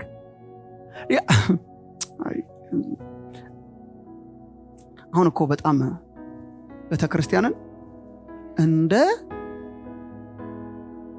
የኢንተርቴይንመንት ማዕከል ስላረግናት ነው። እንደ ስታዲየም ነገር ስላረግናት። እኛ ባንጫወት ምን ችግር አለ? ብቻ የሚጫወቱ ሰዎችን እግዚአብሔር ያስነሳልን እንጂ እኛ ቆመን እናጨበጭባለን ያገለግሉ እናጨበጭባለን። 22 ሰው ነው የሚጫወተው። 22,000 ሰው ይገኝና ያጨበጭባል ወር ሲገባ። እኛ በቃ ማጨብጨብ ለማየት ነው። ቲያትርም ሁሉ ሰው አይሰራም። 3,000 ሰው ቁጭ ብሎ 3 ሰው የሚሰራው ለማየት ነው የመጣ ነው። ወንድሞች እናቶች፣ ቤተክርስቲያን እኮ ስቴዲየም እና ቲያትር ቤት አይደለችም። ካላለም እኮ በተደጋጋሚ ያረንባበት የአካል ብልት አካልናት ብልቶች ናቸው። ምን ማለት ነው? ሁሉም የሚጫወትበት እና ቤተክርስቲያን ሁሉም የሚጫወትበት ነው። እንዴ እኛ እኮ እንደዚህ ነበር የተማርነው ወገኖች። በአንዴ ሽፍት አድርገን ነው ሁሉም የሚጫወትበት። ሁሉ ይመራል ማለት አይደለም። ይሄ አንድ ጊዜ ማስተምሪያቸዋለሁ። አንዳንዶቹ ደግሞ በጣም ይለጡትና መሪ ምንድነው ፓስተርና ሻወሪያና ምናምን ተካ ሁሉ ሰው አለ። ሁሉ ይመራል አይልም መጽሐፍ ቅዱስ። ሁሉ ያገለግላል ግን ይላል። መሪ መሪዎች ነው እግዚአብሔር። ያውላችሁ ወገኖቼ፣ በጣም ወሬ እንደማበዛባችሁ ጠርጥሬ ነበር መጀመሪያም። ያው ለስነ ወገኖቼ ኤፌሶን ምዕራፍ 4 ቁጥር 7 እና አንዳንድ ሰው ኤፌሶን ምዕራፍ 4 ቁጥር 7ን ሳያነብ ቁጥር 11ን ያነባል። ኤፌሶን ምዕራፍ 4 ቁጥር 7 ላይ ለእያንዳንዳችን ጸጋ ተሰጠን ይላቸዋል የኤፌሶን ክርስቲያኖች። ለእያንዳንዳችን ካሪዝማ ነው የተጠቀመበት ቃል። ለእያንዳንዳችን ካሪዝማ ተሰጠን። ሁሉ ሰው እያንዳንዱ ካሪዝማ አለው፣ ሊኖረው ያስፈልጋል። ተግባር የሌለው የአካል ብልት እንደሌለ ሁሉ ስራ ፈት ምእመን ሊኖር አይችልም በእግዚአብሔር ቤት ውስጥ። ለምን? ሁላችን ጸጋ ተሰጠን እያንዳንዳችን ይልና ከዛ ወረድ ብሎ ቁጥር 11 ላይ ደግሞ እርሱ ወደ ላይ ከፍ አለና ምርኮን ማረከና አንዳንዶቹን ሐዋርያት፣ አንዳንዶቹን ነቢያት፣ አንዳንዶቹን ወንጌል ሰባኪዎች፣ እረኞችና አስተማሪዎች እንዲሆኑ ሰጠ ይላል። እነኛ አንዳንዶቹ ናቸው። የሁላችን አለ፣ ያንዳንዶቹ አለ። አንዱ ከአንዱ ስለሚበልጥ ሳይሆን ይሄ የአመራር ጸጋ ነው። ሁሉ መሪ አይደለም፣ ሁሉ አገልጋይ እንዲሆን ግን የእግዚአብሔር ሐሳብ ነው። ሁሉ እንዲመሰክር፣ ሁሉ እንዲያስተምር፣ ሁሉ የእግዚአብሔርን ቃል እንዲናገር፣ ሁሉ ለበሽተኛ እንዲጸልይ፣ የመኑት ሁሉ እነኚህ ምልክቶች ይከተሏቸዋል፣ ሁሉ በእግዚአብሔር መንፈስ እንዲቀጣጠል፣ ሁሉ እንደ ችቦ እንዲያበራ ግን የእግዚአብሔር ሐሳብ ነው። ለተለዩ ሰዎች የተሰጠ አይደለም፣ ለሁላችን ነው። አሜን። ጥቅሶቹን ሐዋርያት ሥራ ምዕራፍ 2 የመጀመሪያዎቹ አማኞች አሁን መንፈስ ቅዱስን ተቀበሉ። ሶስት ነገሮች አሉ እኔ ስለ መንፈሳዊ እድገት ሳስተምር ማነሳቸው። ደሙ አለ። ዮሐንስም በአንደኛ ዮሐንስ መልእክት ያነሳዋል። ደሙ አለ። ሰው በደሙ ያልፋል፣ ሰው በውሃው ያልፋል፣ ሰው በመንፈሱ ያልፋል። እነኚህ በጣም ፋውንዴሽናል ስቴጅ ናቸው። አንደኛ ዮሐንስ ምዕራፍ 5 ላይ አይ ቲንክ the blood, the water, the spirit። ይሄ ነው እኮ በቃ ይሄ ነው። ምን ማለት ነው? ደሙ ኃጢአታችንን ያስወገደው የፋሲካው በግ የታረደው ኢየሱስ ማለት ነው። መጀመሪያ ስንመጣ የት ነው የምንመጣው? የኃጢአታችንን ስርየት ወዳገኘንበት ወደ መስቀሉ ስራ እንመጣና በደሙ ኃይል ኃጢአታችንን ይገፈዋል። ግን በቃ ማለት ግን አይደለም። በቃ ማለት ሳይሆን በደሙ ኃጢአታችን ከተወገደ በኋላ ወደ ውሃው ይመራናል። ውሃው ምንድን ነው? ጥምቀት ነው። በውሃ ጥምቀት ውስጥ ደግሞ ሰው ያልፋል። የውሃ ጥምቀትም ዝም ብሎ ሴርሞኒያል ሳይሆን ከክርስቶስ ጋር አንድ ለመሆን ሰው ለአሮጌው ማንነት ሞቶ ለአዲሱ ይነሳል። በውሃው ያልፋል ማለት ነው። ዜን እድሜ ዘመኑን በሙሉ የሚኖረው ኑሮ የመንፈስ ኑሮ ነው። ይሄን ጳውሎስ በእስራኤል ታሪክ ያስረዳል። ለምሳሌ በእስራኤል ታሪክ ላስረዳችሁ። እስራኤል ከግብፅ ሲወጣ መጀመሪያ ዘጸአት የጀመረው የፋሲካው በግ አርደው ሲበሉ ነው። በጣም የሚገርም ሲምቦል ነው። ፋሲካ እንደነገገላቸውና ከማውጣቱ በፊት ምሽት ላይ ፋሲካ እንደነገገላቸውና በእያንዳንዱ ቤተሰብ አንድ ጠቦት በግ ይረድ ትዝ ይላችኋል። ከዛ በኋላ እንዲያውም ይብላው ይላል። ቤተሰቡ ተሰብስቦ ይብላው በመራራ ቅጠልና ባልቦካ ቂጣ። መራራው ቅጠል የሚያመለክተው ከዚህ በፊት የነበራቸውን መራራ ህይወት፣ ያ ባልቦካ ቂጣ የሚበሉበት ምክንያት በችኮላ መውጣታቸው ለማሳየት። በጣም የሚገርም ነገር ነው ያለው። እንደን ደግሞ ምን ይላል? ከዛ ደሙ ይፈስና ደሙን በበራችሁ መቃን ላይ ቀቡታል እና ደሙን ባየ ጊዜ እንዲያልፍ ማለት ነው። ሞት እየመጣ አይደለ? በኩራቸውን ለመጨረስ ያልፋል። ሞት ያለፈው በምንድን ነው? በደሙ ግድግዳነት። ደሙ ግድግዳ የሆነና ሞትን ያሳልፋል ማለት ነው። ኤግዛክትሊ እንደሱ ነው የክርስትና ህይወት። ፋሲካችን ክርስቶስ ታርዷልና ይላል በአዲስ ኪዳን መጥቶ ጳውሎስ። ፋሲካችን አሁንኛ የፋሲካ በጋችን ክርስቶስ ታርዷል። ስለሆነስ ሞት አልፎናል፣ ፓስኦቨር ሆኖልናል፣ ፋሲካ ሆኖልናል። እግዚአብሔር ይባረክ። ኃጢአታችን ይቅር ተብሏል። ኃጢአታችን ይቅር ተብሏል። ወዴት ስንመጣ? ወደ መስቀሉ ስንመጣ ኢየሱስ ክርስቶስን አዳኝ መድኃኒት አድርገን ስንቀበል ተወግዶልናል። ዜን ይበቃኛል አይደለም እኮ። ተመልከቱ ወገኖቼ፣ በደሙ ኃይል፣ በፋሲካው ደም ኃይል ሞት አልፋቸው ከወጡ በኋላ እስራኤል ቅርብ መንገድ ነበር። ምናልባት 1-2 ሳምንት 3 ሳምንት የሚፈጅ ቅርብ መንገድ፣ ባህር የማያስፈልገው በቅርብ መንገድ ነበር። ወንበዴዎች ነበሩ፣ ግን እግዚአብሔር ባህር ከሚከፍል ወንበዴ በታገል ይቀለዋል እና ቅርብ መንገድ ነበር። እግዚአብሔር አውቆ በታችኛው በውሃው በኩል መራቸው ይላል። በጣም የሚገርማችሁ ነገር ነው። በታችኛው በውሃው በኩል፣ በደቡቡ በኩል፣ በውሃው በኩል በረጅሙ መንገድ መራቸውና የት ይወስዳቸዋል? ውሃ ጋር። ከደም አወጣና ውሃ ጋር ወሰዳቸው ማለት ነው። እና ባህሩን ከፈለው። እስራኤል በሙሉ ተሻገሩ። አዲስ ኪዳን አንደኛ ቆሮንቶስ ምዕራፍ 10 ላይ ስትመጡ ቅዱስ ጳውሎስ ጥምቀት ያደርገዋል። ይሄን ምን ይላል? ሁሉም ሙሴን ይተባበሩ ዘንድ በደመናና በባህር ተጠመቁ ይላል። ጥምቀት የሚለውን ላንጉጅ ይጠቀምበታል። ጥምቀት ደግሞ ምንድን ነው? መሻገር ነው። የፈርዖን አልሆንም ብሎ የሙሴ መሆን ነው። ኢናወር ኬዝ ምን ማለት ነው? እኔ የማንም አይደለም የኢየሱስ ነኝ። ከእርሱ ጋር መሻገር እሱ ነው። እሱ አሻገራቸው፣ አጠመቃቸው እስራኤልን በሞላ። ከደሙ ወደ ውሃው መጡ። ከዛ በኋላስ የምድረ በዳ ዘመናቸውን በሙሉ የመራቸው እግዚአብሔር በመንፈስ ቅዱስ በሙሉ ይመራቸው የነበረውን መንፈሱን ቅዱስን አሳዘኑት። ቅዱስን መንፈስ አሳዘኑት ይላል። የሚመራቸው የነበሩት መንፈስ ቅዱስ ነው። ሰው በደሙ ኃይል ኃጢአቱ ይቅር ተብሎ የእግዚአብሔር ልጅ ይሆናል። ይጠመቅና መሻገር ይሆንለታል። ግን የመንፈስ ቅዱስ ደግሞ ጸጋ ይከፈተለትና በመንፈስ በህይወቱ ዘመን እያገለገለ ይኖራል። ይሄ ነው ማስተር ፕላን ወንድሞች ናቶች። ለሁላችን ነው። የሆኑ አገልጋዮች ሆነን አይደለም መንፈስ ቅዱስ የምንቀበለው። አገልግሎት ጀምረን አይደለም መንፈስ ቅዱስ። ኢትስ ላይክ እንደ ጥምቀት ለማለት እኮ ነው። እንደ ጥምቀት፣ እንደ ንስሐችን፣ እንደ ጥምቀቱ በደሙ ኃይል እንደመሻ ኢትስ ቬሪ ቤዚክ። ኦፕሽናል አይደለም። በደሙ ኃይል ኃጢአቴ ይቅር ተብሏል፣ በውሃም ተጠምቅ ያለው የመንፈስ ቅዱስ ነገር አያስፈልገኝም ሳይሆን ኦፕሽን አይደለም ነው። ኦፕሽን አይደለም። ለዚህ ነው ጴጥሮስ ሐዋርያት ሥራ ምዕራፍ 2 ቁጥር 38 ላይ ንስሐ ግቡ ኃጢአታችሁም ይሰረይ ዘንድ እያንዳንዳችሁ ኢዮኤል 2:28 ላይ እንደተጻፈው በኢየሱስ ክርስቶስ ስም ተጠመቁ፣ የመንፈስ ቅዱስንም ስጦታ ትቀበላላችሁ። ተጠመቁ፣ ትቀበላላችሁ። ኃጢአታችሁ ይቅር ይባላል። እንትን ተጠመቁ፣ መንፈስ ቅዱስ ስጦታን ትቀበላላችሁ። ወገኖች የመንፈስ ቅዱስን ሙላትና ኤክስፔሪየንስ ለተወሰኑ ሰዎች አርጎ ማየት፣ ለበረቱ ሰዎች አርጎ ማየትን ማቆም ነው የሚጀምረው። ማንም ያመነ ይቀበላል። አሜን።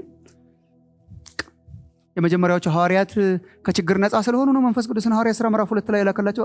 ከነ ችግራቸው ሐዋርያት ሥራ ምዕራፍ 8 ባመኑት ላይ በሰማሪያ ባመኑት ላይ መንፈስ ቅዱስ ወረደ። ላስት ዊክ እንዳነሳውላችሁ ጴጥሮስና ዮሐንስ ሄደው እጅ በጫኑባቸው ጊዜ እጅ እየጫኑ በመንፈስ ቅዱስ ተሞሉ።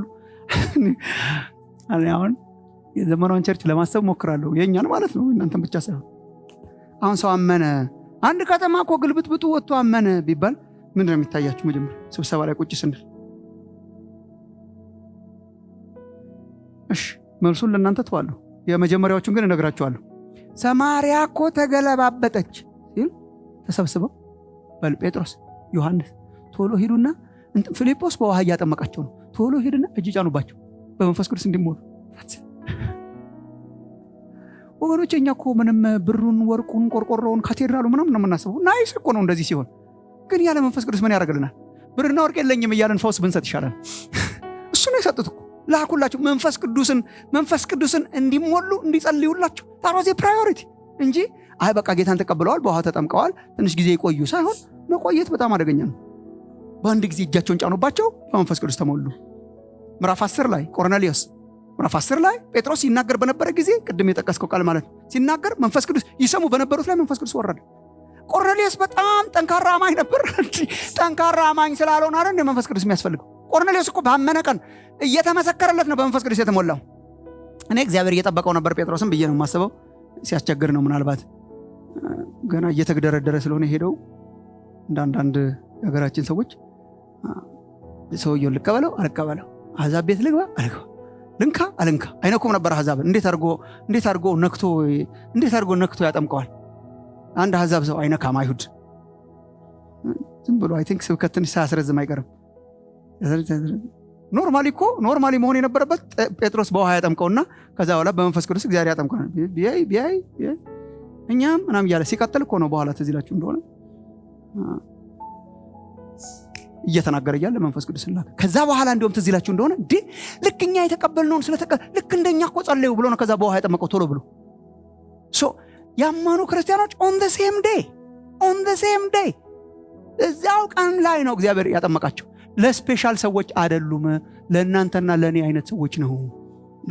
የኤፌሶን አማኞች ኤፌሶን ምዕራፍ 19ም በጣም ልቤን የሚነካው በጣም ብዙ ጊዜ ኤፌሶን ምዕራፍ 19 ጳውሎስም ይሁላችሁ እኛ በጣም እንዴት ከመጽሐፍ ቅዱስ ፈቀቅ ብለን እንዳለን።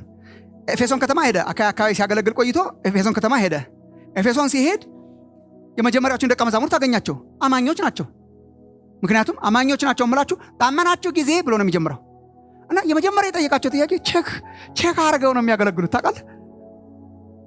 ጉድ ነው በጣም እኮ ቼክ እንዳደረጋችሁ ታውቃለህ? ሐዋርያት ሥራ ምዕራፍ 19 ቁጥር 2 ላይ ባመናችሁ ጊዜ መንፈስ ቅዱስን ተቀበላችሁን? መንፈስ ቅዱስ ተቀበላችሁ ባመናችሁ ጊዜ? አሁን ይሄን እንጠይቃለን። በመንፈስ ቅዱስ ተሞልታ ሰው ባመነ ጊዜ ሲሞላ በጣም ጥሩ ነው። እና በኋላ እነሱም ሐቀኞች ነበሩ። አልተቀበልንም አሉ ይላል።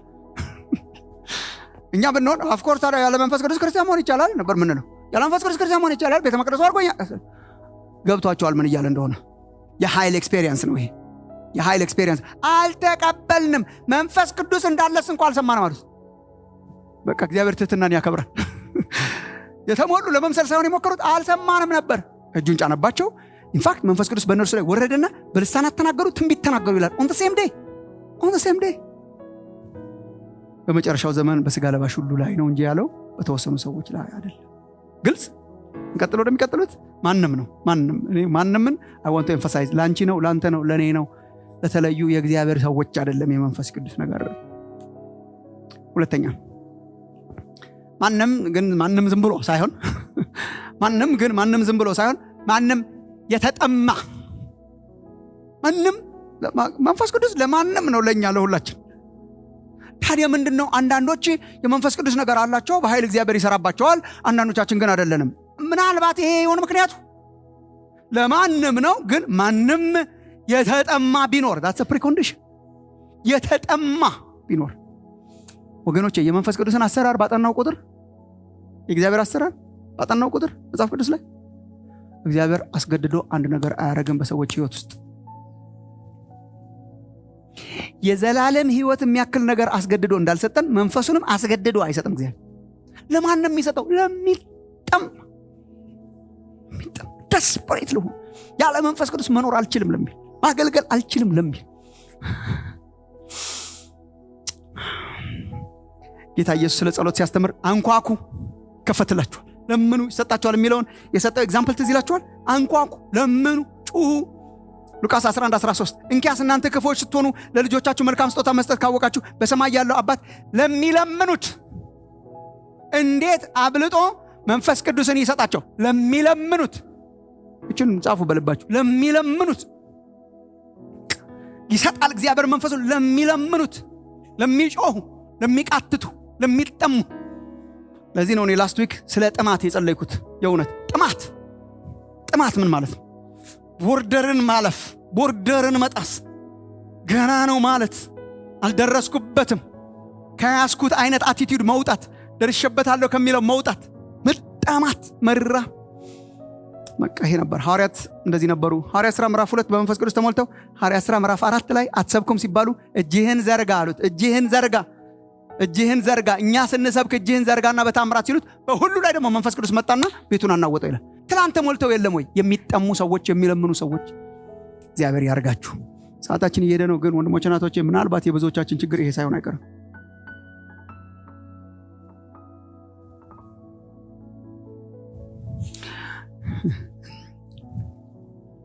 ከፈለገ ሊያረገው ይችላል የሚሉ አማኞች አሉ። ያው ከፈለገ ያርገው ወገኖቼ። በጣም የረሃብ ስሜት የሌለውን ሰው እንኳን በመንፈስ ማብላት በስጋም ማጎረስ በጣም አግሊ ነው። ቤቱን አግሊ ያረጋል። ልጆች ያሳደጋችሁ ልጆች ታውቃላችሁ። የዘመናችን ልጆች አይበሉም። ምን እንደመጣ አላውቅም። የሁሉ የወላጅ እንትን ልጅ አልበላለ ነው። የኛ ይበቃል ቅድም በልተ የለም ምናምን ምን እንደሆነ አላውቅም። ብቻ ሐኪሞቹ በተነገሩ ይችላል ምን ሆነን ነው እኛ ምንም ያሁኑ ልጅ በቃ ልጅ አልበላ አለ። ሐኪም ቤቱን ይዘው የሚሄዳሉ። ልጆች አልበላ አሉ። ያቀርባሉ፣ ያገላብጣሉ። ምን ያደርጋሉ? እና በጣም እንደሚታመሙ እንደሚሞቱ ነገር ስለሆነ የምናስበው በግድ አብለታችሁ ታውቃላችሁ። ያስለቀስ በጣም ያስጠላል። ቤቱ ራሱ ደስ አይልም። እኛ አንድ ልጃችን እንደዛ ነበር እና በቃ ሁሉ ጊዜ ስናበላው ደስ አይለኝም። መከራ ነው። እና አንድ ሰሞን በጭፈራ ምናምን ነበር እና ተሰባስበው ሴቶቹ ሲጨፈሩ እየረሳው ቀሳር ጋር ጎርሱት ነበር። በኋላ ለመደው እሱ ነው። ገና መጨፈር ሲጀምር ምግብ እንደሆነ ስለሚያውቅ ሻክስ ዳም በመከራ በግድ ተዝረክርኩ ምናምን በስቃይ በጣም ደስ አይልም። እኔ እንደዛ ይሆንን ይመስለኛል በመንፈስም አንዳንድ ጊዜ ሳይ እኔ በጣም ከሁላችሁ በላይ በጣም ሽማግሌ አይደለሁም እንደምታውቁት። ግን የእውነት እኔ ደርሼበታለሁ፣ በጣም ደርሼበታለሁ። አማኝ ሁሉ ሲከታተል ደርሼበታለሁ። ገና ከማመናችን የሆነ ነገር ስንሆን በጣም ደርሼበታለሁ። ያዘም አይቼዋለሁ። እና የሆነ በሽተኛ ነገር ስናይ ቆይ ሮብለ ተወስዳለሁ ምንል አልነበርንም። እጅ እንጭናለን። የሆነ ሃንገር ነበረን እግዚአብሔር ሲሰራ የማየት። እኔ የውሃ ጥምቀት ሳንወስድ ነበር የመጀመሪያ አጋንንት ለአንዲት ልጅ ስናወጣ፣ እንዲሁም በጣም አብዝተ ነው ተከለከልን። ከዚህ በኋላ ሽማግሌዎች ሳይኖሩ አጋንንት እንዳታወጡ ምናምን ተብሎ ትንሽ ጊዜ ታገድን። ምክንያቱም በቃ ገና ነን፣ ግን እየሄድን እንጀዳል ይጮሃል። አንድ ጊዜ እንደውም በጣም ጮሆልን፣ በጣም ለፍልፎልን ለረጅም ጊዜ ስላናዘዝን ነበር የተከለከልነው። መጠየቅ የሌለብን ጥያቄ ሁሉ እየጠየቅን ተሰብስበን አልነግራችሁም። አንዳንዱ በጣም ደስ አይልም። መሸነፉን ስናውቅ በቃ አስወጡኝ እያለ ይጮሃል። ቆይ ገና ሚስጥር ታወጣለህ እያለ አንደኛው ጓደኛዬ በተለይ በጣም ታዋቂ አገልጋይ ሆኗል አሁን በጣም እና እኔም ነበርኩ እሱም ነበር። ያኔ ምንም አልተጠመቅንም ነበር እና ገና ሚስጥር ታወጣለህ እያለ እሱ ሐሰተኛ የሐሰት ማባት ነው እየተባለ ከእሱ ኢንፎርሜሽን ለማግኘት እንደ ዘመኖቹ ማለት ነው። ኢንፎርሜሽን ለማግኘት ከዛስ ምን እያረክ ነው ምናምን ይሉታል። አሁን እኔ በማይክሮፎን ሳይ እኛ ልጅ ሆነን የተሳሳት ነው አሁን ሽማግሌ የሆነ ሰው የሚሳሳት እና ግን የሆነ የተቀጣጠለ ነገር ነበር። ደስፐሬሽን ነበር። ለመንፈስ ቅዱስ ሙላት መጸለይ ነበር። መጾም መጸለይ ምናምን እና የሆነ ነገር እግዚአብሔር እንዲያረግ ደስፐሬሽኑ ጥማቱ ስለነበረ የሆነ ጊዜ የሆነ ሰው እንዲጸልይ የመጠበቅ ነገር ብዙ እኔ ደርሼበታለሁ የሆነት። አሁን ግን በጣም ኮምፕሌሰንሲ አለ፣ መርካት አለ፣ አንንቀሳቀስም፣ የረሃብ ስሜት በጣም የለም። በጣም ጠገቡ ልጆች አይነት ሆነናል። እግዚአብሔር ደግሞ እንደዛ አይሰራም። እግዚአብሔር የተራቡትን ያጠግባል ነው እንጂ የሚለው ጥጋበኞችን ያጠግባል አይደል፣ የተጠሙትን ያጠጣል።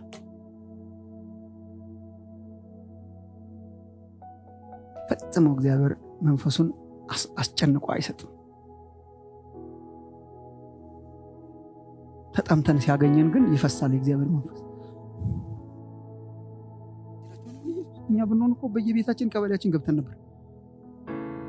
ጠብቁ፣ በቅርብ ጊዜ በመንፈስ ደግሞ ትጠመቃላችሁ አላችሁ። እኔ I really appreciate ታላላቆች ሐዋርያት ምን የጌታችንን እናት ማርያምን ጨምሮ እኔ በጣም የሚገርመኝ እሷ እንኳን እኔ እንኳን የላትም ታውቃለህ። እኔ በጣም እዛ ጉባኤ ላይ ሳያት በጣም ልቤን ተነካዋለች። ቅድስት ማርያም የእውነት በጣም ልብ የሚነካው አንዴ የጴንጤቆስጤ ቀን አብራ ከሐዋርያቱ ጋር ስትጸልይ ነው።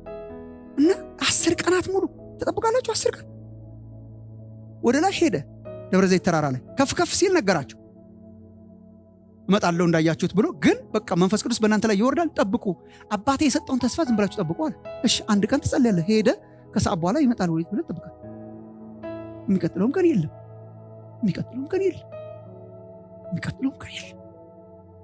ስንቅጭ አይሉም እነዚህ ሰዎች።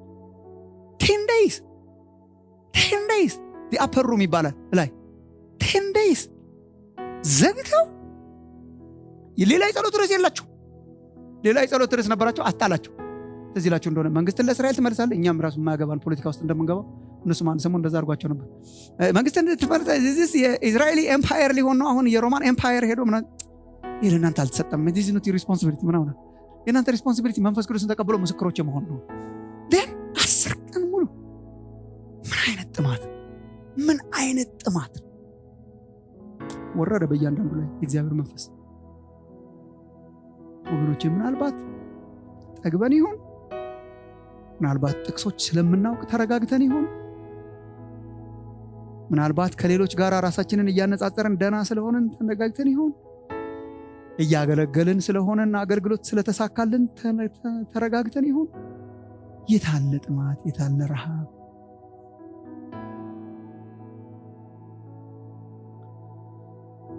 ብዙ ጊዜ ተናግሬያለሁ ይሄንን መድረክ ላይ እና እኛ እንኳን ደህና ነን፣ ግን ብዙ ቦታ ረሃብን የሚያውቁ አይመስለኝም። እኛም አሁን የከተማ ሰዎች እንደዛ ነን። መራብን የምናውቅ አይመስለኝም። የእውነተኛውን ማለት ራብን የምንለው ምግብ ስንፈልግ ነው እንጂ መራብ ሌላ ነው፣ በጣም ሌላ ነው። እና ነግሬያቸው ይሆናል በካናዳ ሀገር የዛሬ 25 ዓመት ነው አንዲት እህት ልጇን ስታስተምር የገባኝ እኔ።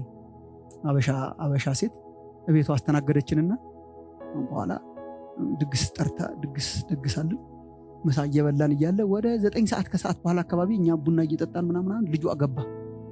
ቤን ይባላል። ልጇ ገባና ቦርሳ ወርውሮ በእንግሊዝኛ ነው የተናገረው፣ እንግሊዝኛ ስለሆነ የሚያወራው I'm starving ማለት I'm starving እንደውም እርቦኛል አይደል፣ ከዛ በላይ ነው starvation፣ ጠኔ ነገር ነው። በኋላ እሷም ብድግ አድርጋ ምግብ አልሰጠችው። ኖ አንተ you're not starving ማለት ነው፣ አልተራብክም። ኖ እኔ እኮ ስለ ራሴ ነው የምነግርሽና ተርቦኝ አለ ረብ በከቸች ብለ ተከራከረ።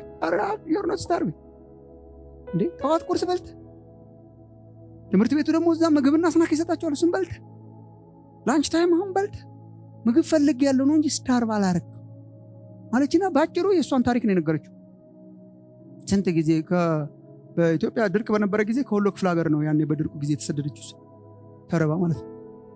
እና ስንት ከ3 ቀን 4 ቀን ያለ ምግብ እንዴት ይሄዱ እንደነበረ ትንሽ የቆሎ ሰጥተዋቸው በጎንደር በኩል አድርገው ወደ ሱዳን ሲወጡ እንዴት ሆኖ እንደወጡ ከዛ UNHCR ከዛ ላይ ተናግረው ለ8 ሰዎች እቺን የምታክል ተከፋፍለው እንዴት ለቀን አንዲት ብቻ በልተው እንደሚውሉ ዘመናምና ድንኳን ውስጥ እንዴት አድርገው ያለ ምግብና ያለ ውሃ እንዴት እንደተሰቀለ እንደዚህ አፍጥጦ እየሰማ ልክ ነሽ ማማ አምኖት ስታርግና ምኖት ደዛ ነው እንዴ ረሃብ ወገኖች ረሃብ እኮ እንደዚህ አይደለም ረሃብ እኮ በጣም ረሃብ እኮ የስደተኛ ካምፕ ያሰብራል ወረፋ ጠብቁ ሲባል ያሰብራል መጠበቅ አይችልም እኛ ሰልፍ መጠበቅ እንጂ ሰልፍ እንድታፋለስ ያደርጋል ስርዓት እንድትጥስ ብሎ ያደርጋል እንዴ ረሃብ እኮ እኛ እኮ እኛ ፕሮግራም እንኳን እኮ በመከራ አይደል እንደምንመጣው በስንት ቅስቃሴ እኮ ነው የምንጸልየው አይኮ አይመስለኝም የሆነ አጓጉል እርካታ አፔታይታችንን ዘግቶታል ምግብ የሌለው እርካታ ምግብ የለም ግን እርካታ አልጠጣንም ግን የሆነ ይጠጣል ለሰው ሁሉ ራሱን ሙልታል እስቲ ካፑ ይነሳው ወገኖች የዘጋን ይሄ ተሞልተን ራሳችን የተሞላን እስቲ እሱን ያንሳው ጊዜ እንዴ ኋላዬን እየረሳው ከፊቴ ለማየት ዘረጋለሁ የሚለው ሐዋርያው ጳውሎስ ከሆነ ምንድነው እንዴ ኋላዬን እየረሳው እንዴ አሁን እኮ እኛ ድሮ ኤክስፒሪየንስ ባረግናት ትንሽዬ ነገር እንዴ ድሮ በጸለይናት የሆነ ልሳን ነገር በቃ እኮ እግዚአብሔርም ሊሞላን ቢመጣ እኮ ታታታታታታ ምናምን ስንል ራሱ ነው እንዴ ምናምን የሚመስል የድሮ እንዴት አድርጎ እግዚአብሔር በግድ ያደርገዋል ነፋሱ ይምጣልን በእውነት ነፋስ የሚራብ ጥራ አለው እኮ ለሕዝቅኤል ጥራ አንድ ጊዜ እዚህ ያየነው ክፍል ጥራው ነፋስን ጥራው እግዚአብሔር እኮ ነው የሚልከው ግን ጥራው ነፋስን ጥራው ወደ እነዚህ ወደ ደረቁ አጥንቶች ጥራው የሚጠራ የሚጮህ የሚለምን የሚጾም አይበቃም የሚል ዲሳቲስፋይድ የሚሆን አገልግለን ገብተን ቤታችን ያለ መርካት ስሜት ካልተሰማን የሆነ ነገር ውስጥ ነው ያለነው የእውነት መንፈስ ቅዱስንና እኔ ሪሊጅንን የምለየው በዚህ ነው እንዲሁ ምናልባት የትኛው ካምፕ እንዳላችሁ ቸክ ማድረግ በጣም ጥሩ ሪሊጂየስ ስፒሪት ይበቃኛል ነው በቃ በሳምንት 2 ቀን እጦማለሁ ለቤተ መቅደስ ማስራት አገባለሁ ሲላችኋል ያሰውዬ በቀጥም ያለ ነገር መንፈስ ቅዱስ ግን ያስረባል በጣም ያስረባል የሚቀጥለውን ያስረባል ምናልባት በሃይማኖት ካባ ተሸፍነን ጸጥ ብለን እንዳየው ቀጨርሻለሁ ወደርሽበታል ይርባችኋል ወይ የጌታ መንፈስ ሪል ጀንዊን የጌታ ፕሬዘንስ ይርባችኋል ወይ ይጠማችኋል ተጠምተን ነው ወይ የምንመጣው ዋላ ወደ ውሃ ምንጭ እንደምትናፍቅ ነው ያልን መጣው ስመጣ ወደ እግዚአብሔር ፕሬዘንስ እስቲ ደግሞ ሄጄ ላድርስ እንትን ነው ለራስ ብዬ ልምጣት ነበር ድሮ እናት ቤተክርስቲያን ማለት እና ሊትራል ነው ትክክል ነው እንደዛ ነበር እና በቃ እንደዛ ቆና መጣጣችን ራስ ደረስ ብዬ ልሄድ እንዳይጓደል የሆነ ነገር ከሆነናል እግዚአብሔር ይፈውሰን የሆነ ነገር ሆነናል ባረግነው ነገር አንድ ፕሮግራም ላይ ዛሬ ባመለክነው አምልኮ ወይ በሰበክነው ስብከት ወይ በመጣ መገለጥ ረክተን እሱን እንደማስታወቂያ እየሰራን as if that's the end እንደማስታወቂያ እየሰራን ጨረስነው እኮ ምናምን ይያለ አይ ከዛ በላይ እኮ ነው የጌታ መንፈስ ሲመጣ በጣም ከዛ በላይ ጥማት ማንም ለሁሉ ሰው የተጠማ desperation ይምጣ ሶስተኛው ዛላ ቆያችሁም እዚህ ላይ እንኳን ይምጣ ወደ እኔ ይምጣ ነው አጥማቂው ኢየሱስ ነው ወገኖች አጥማቂው ኢየሱስ ማንም የተጠማ ቢኖር ወደ እኔ ይምጣ ነው የሚለው ወደ እኔ ይምጣ የመንፈስ ቅዱስ ሙላት ሰዎች የሚሰጡን አይደለም ይሄም አንዱ የተዛባ ነገር ነው ሰዎች ሊያበረታቱን ይችላሉ አሁን ይሄ ለምሳሌ አሁን እኔ እንደዚህ ሳስተምር እያበረታቷችሁ ነው እግዚአብሔር ይጠቀምበታል አንዳንድ ጊዜ ደግሞ ለማበረታታት እጆቻችንን እንጭናለን በጣም ጥሩ ነው እግዚአብሔር ሲሰራበት ነው የምናየው ተባብሬ እየጸለይኩ ነው አሁን ሰሌ ላይ ጀንጭኛ በጸልይ ተባብሬ እየጸለይኩ ነው let's just pray ግን እኮ እጅ የሚጭነው ሰው እኮ አይደለም የሚሰጣል የሚያስተምረው ሰው አይደለም የሚሰጣል ወደ እኔ ይምጣ ነው ወደ እኔ ይቅረብ በእሳቱ በመንፈሱ የሚያጠምቀው ማን ነው አንጾኪያ በነበረች ቤተክርስቲያን አንጾኪያ በጣም አስደናቂ ቤተክርስቲያን ናት ያንን ዓለም በጣም ብዙ የደረሰችው አንጾኪያ ናትና በሳውልና በርናባስ ጳውሎስና በርናባስ መጠራታቸው ነው በጣም ብዙ ታሪክ የሰራው ፈርስት ሚሽነሪ ጆርኒ ሰከንድ ሚሽነሪ ጆርኒ ሰርድ ሚሽነሪ ጆርኒ እያልን የምንጠራው የነሱን ነው የጀመረው እኮ መጣና መንፈስ ቅዱስ ሳውልና በርናባስን ለጠራቸው ስራ ለዩልኝ አለ ምን እያደረጉ ነበር ቁጭ ብለው ስብሰባ እየመሩ ነበር ሲጦሙና ሲያመልኩ that's the right environment መንፈስ ቅዱስ ትክክለኛ environment ሲያገኝ ይሰራል እና አንዳንድ ጊዜ ከነቴዲም ጋር እየተመካከሩ ምን አለበት አንዳንዴ ዝም ብለን ብንመጣ ዝም ብዬ እመጣለሁ የተቀነባበረ ፕሮግራም ለማድረግ ሳይሆን መንፈስ ቅዱስን ሲክ ለማድረግ ምን ችግር አለ? ምን ችግር አለ? ምን ችግር አለ? የተመደበ ፕሮግራም ሳንጨርስ ብንሄድ ቢያፈርሰውስ? ቢቀጥልስ? ዝም ብሎ ቢቀጥልስ? አሁን 2 ሰዓት እመጣለሁ 2 ሰዓት እወጣለሁ ብለን ከእግዚአብሔር ጋር እንዲቀጠሩ እንይዛለን። ለሌላ ጊዜ ጥሩ ነው ቤታችን በጊዜ መድረሳችን። ግን አንዳንድ ጊዜ ክፍት ብንሆንስ? ዝም ብለን ብንመጣስ? ዛሬ ምን አለ ሳይሆን I'm just going የእግዚአብሔርን ፊት ለመፈለግ ጥሩ ወርሺፕ ሲኖር፣ ጥሩ ጸሎት ሲኖር፣ የሚያበረታቱ ሰዎች ሲኖር ይሄ ወደ እርሱ ያቀርባል። ራይት ኢንቫይሮንመንት ይፈጥራል። ማንም ለሁሉ ሰው የተሰጠ ነው። የተጠማ ረሃብና ጥማትን በጣም ይፈልጋል። ወደ እኔ ይምጣ ራይት ኢንቫይሮንመንት ይፈልጋል። የመጨረሻዋን ግን በጣም ኢምፖርታንት ስለሆነች እሷን ነግሬያችሁ ልሄድ። ማንም የተጠማ ይምጣ። ማንም የተጠማ ወደ እኔ ይምጣ ይጠጣ። በዚህ ትምህርት ከአንዳንድ ሰዎች ጋር አልስማማም፣ ግን ምንም ማድረግ አልችልም። አጠጣዋለሁ ነገር አይደለም። ይጠጣ። let him drink ይጠጣ። መጀመሪያ ቃሉ አለ መጽሐፍ ቅዱስ ላይ ይጠጣ ነው። ይጠጣ በል ውስጥ ውሃ ሲኖር እንደዛ ነው። ማንም የተጠማ አንስቶ እዚያ አካባቢ ያርገው ሳይሆን አለ ውሃ። ምናልባት የአንዳንዶቻችን ችግር ይሄ ይሆን ወይ? ውሃው አለ ግን እስቲ ከፈለገ ያጠጣኝ ያጠጣ ይጠጣ ይጠጣ ነው። ይጠጣ ምንድን ነው? ይጠጣ በእምነት መለማመድን ነው የሚያሳየው። በእምነት ኤክሰርሳይዝ የሚያደርግ በነፃነት በእግዚአብሔር ፊት እንዴትም ኤክስፔሪየንስ ያርግ። ይጠጣው ኤክስፔሪየንስ ያርግ። ይናገር፣ ይጸልይ። ልሳን ተሰጥቷል፣ ይጠጣ ነው። ጸጋ ተሰጥቷል፣ አገለግልበት። ኤክስፔሪየንስ አድርገው በእምነት ማለት ነው። የእምነት ነገር ከዚህ በፊትም አንስቼላችኋለሁ። አይ ቲንክ እዚህ ስለመንፈስ ቅዱስ የእምነት ነገር አርገው ነው የምታውቀው ትክክለኛ መሆኑን። አንዳንዴ ሪስክ መውሰድ እምነት ማለት ሪስክ ማለት እምነት ማለት አንዳንድ ጊዜ በመሳሳት የምትገኘው ትህትና ለማግኘት መሞከር ምንም አይደለም። መሳሳት እኮ አንዳንዴ ትህትና ታመጣለች። አውቀን አንሳሳትም እንጂ የተሳሳትንባት ዘመን የትህትናችን መሰረት ነው። ስብከት ለመሳሳት ብዬ ሰብኬ አላውቅም። አንዳንድ የሰበኳቸው ስብከቶች ግን ሀምብል ያደርጉኛል። አሁን ስላልተቀዳው እግዚአብሔርን አመሰግናለሁ። ይዛን ጊዜ መቅጃ ስለሌለ ልሰማው አልችልም። ግን እሱን ባላረግ ጸጋ አያድግም በውስጣችን። የእግዚአብሔር ጸጋ በውስጣችን የሚያድገው ፕራክቲስ ስናረግ። ይሳየት እኔ ድሮ ለመንፈስ ቅዱስ ሙላት የጸለዩልን ሰዎች በጣም የሚያስደስቱኝ በላው አንድ ቃል ናት። በላት ይጠጣ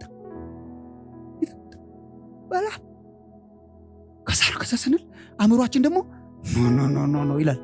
ግድ የለም በግድ አናረገውም።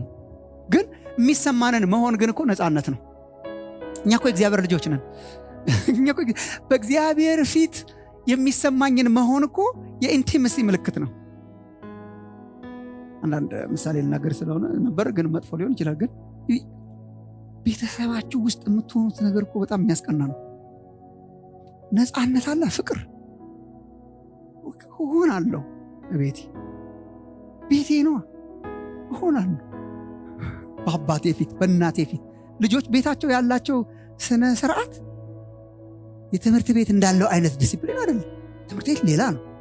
ቤት ሲመጡ ግን ፍሪደም ጃምፕ ለማድረግ ለማቀፍ ለመሆን። ወንድሞቼና እህቶቼ እግዚአብሔር እኮ አባታችን ነው። በፊቱ መሆን የሚስምን ችግር አለ።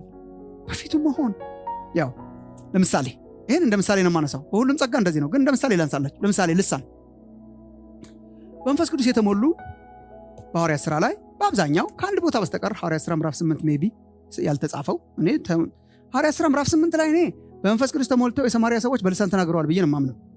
እንዴት አወቅ ያላችሁኝ እንደሆነ ታዲያ ሲሞን እንዴት አወቀ? የሆነ ምልክት ባይገለጥባቸው መንፈስ ቅዱስ ተሞልተው ምንም ባይታይ አራችን ነገር ያለው እኮ የሆነ ነገር ተገልጦ ነው። እና ግን አልጨቃጨቅም። እኔ እሱ መንፈስ ቅዱስ ይሞላሉ በልሳናት ይናገራል። መንፈስ ቅዱስ ይሞላሉ በልሳናት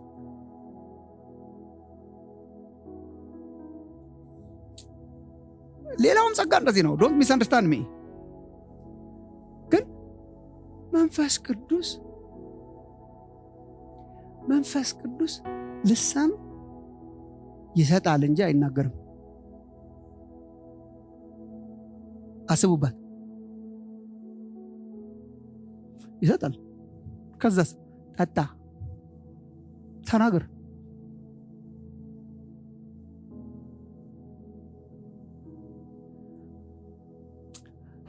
ሐዋርያት ሥራ ምዕራፍ 2 በሁሉም መንፈስ ቅዱስ ሞላባቸው።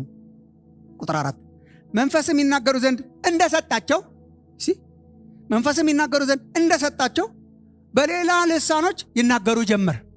እንደሰጣቸው አናገራቸው አይደለም። እንደሰጣቸው ይናገሩ። የሰጠው ማን ነው? ተናገሩ። አሁን ስለመናገር ስለሆነ አሁን ግዴታቸው ነው። የሰጣቸው ማን ነው? ስለዚህ ልሳንን እኛ እናመጣው፣ ግን ተናጋሪው ማን ነው? ይናገሩ ጀመር።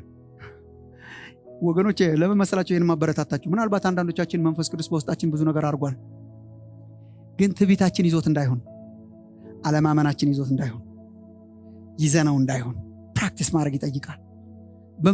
መንፈስ ቅዱስ በውስጣችን ያረገውን ለመሆን አለመፍራት ማለት ነው።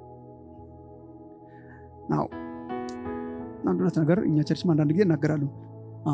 አሁን ለምሳሌ በልሳን መጸለይ፣ ትንቢት መናገር ምናምን ስርዓትና አግባብ አለው። ለምሳሌ አሁን ቆሜ ያወራሁትን ሁሉ አሜን ያላችሁ የሰማችሁት በምታውቁት ቋንቋ ስላወራሁ ብል በማይክሮፎን እናንተም አትታነጹ፣ እኔም ጉሮሮ ይደርቃል፣ እግዚአብሔርም አይከብርም። ምንም የለበት፣ አይታነጽም ጉባኤ። አንደኛ የሚሰማው ጉባኤም አይታነጽም። እኔ በተለይ አንደኛ ቆሮንቶስ ምዕራፍ 14ን ሳነብ ልብ የሚነካው ጉባኤ የሚቀረጸው ያላመኑ ሰዎችን እያሰብን ነው። ያላመነ ሰው ቢገባ ይላል ጳውሎስ በልሳናት ዝም ብላችሁ እንደዚህ አብደዋል አይልም ወይ? ማሰብ አብደዋል አይልም ወይ? ስለዚህ አግባብ አለው፣ ስርዓት አለው። ደግሞ በልሳን የተነገረው ቢተረጎምና ልቡን ቢነካው ደግሞ እግዚአብሔር በመካከላቸው አለ ብሎ ደግሞ ሊሰግድ ይችላል። የኛ ጉባኤ ሊያሰግድ ይችላል ሰውን፣ ወይ አብደዋል ሊያስብል ይችላል። ስርዓት አለው፣ አግባብ አለው። ግን በስርዓትና በአግባብ ነው የምንናገረው። ግን ለምሳሌ በግል ጸሎቴ ኢቭን ጉባኤ ውስጥ ሆኜ ጉባኤ ውስጥም በልሳን አትናገሩ አይልም ቅዱስ መጽሐፍ። ቀስ ብሎ ለእግዚአብሔር ይንገረው ነው። አጠገባቸው ያለ ሰው ልሳን ብጮሁበት ምንም አይገባውም፣ እንደውም ይናወጣል፣ ዲስትራክትድ ይሆናል። ስለዚህ ዝም ይበል ሳይሆን ቀስ ብሎ ለአምላክ ይንገረው በሚስጥር። ለእግዚአብሔር መንገር፣ ለእግዚአብሔር ማውራት፣ ፕራክቲስ ማድረግ፣ እግዚአብሔር በውስጣችን የሚያስቀምጠውን ነገር ፕራክቲስ አድርገን ማየት። ከተሳሳትን ተሳስተናል ማለት። አንድ አስተማሪ ነገራቸው ይሆናል። ድሮ ማስተርስ ዲግሪ ስማር ያስተማሩኝ አንድ አስተማሪ በልሳን የመተርጎም ስጦታ ነው ያላቸው። ልሳንን የመተርጎም ጉባኤ ውስጥ ልሳን ረጅም ልሳን ሲመጣ ያስተረጉማሉ።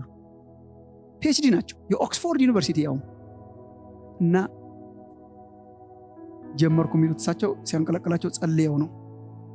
ጌታ ሆይ ይሄ ሁሉ ልሳን እንደው ቸርች ውስጥ ሳይተረጉም ምን ይሻለናል ብለው ምን እያመለጠን ይሆን ብለው ምን እያመለጠን ይሆን በየጸልይ ያሉ ስጸልይ ተርጉም አለኝ። በቃ እንደዛ ተሰማኛል። ተርጉም ማለት ሰጥቻለሁ።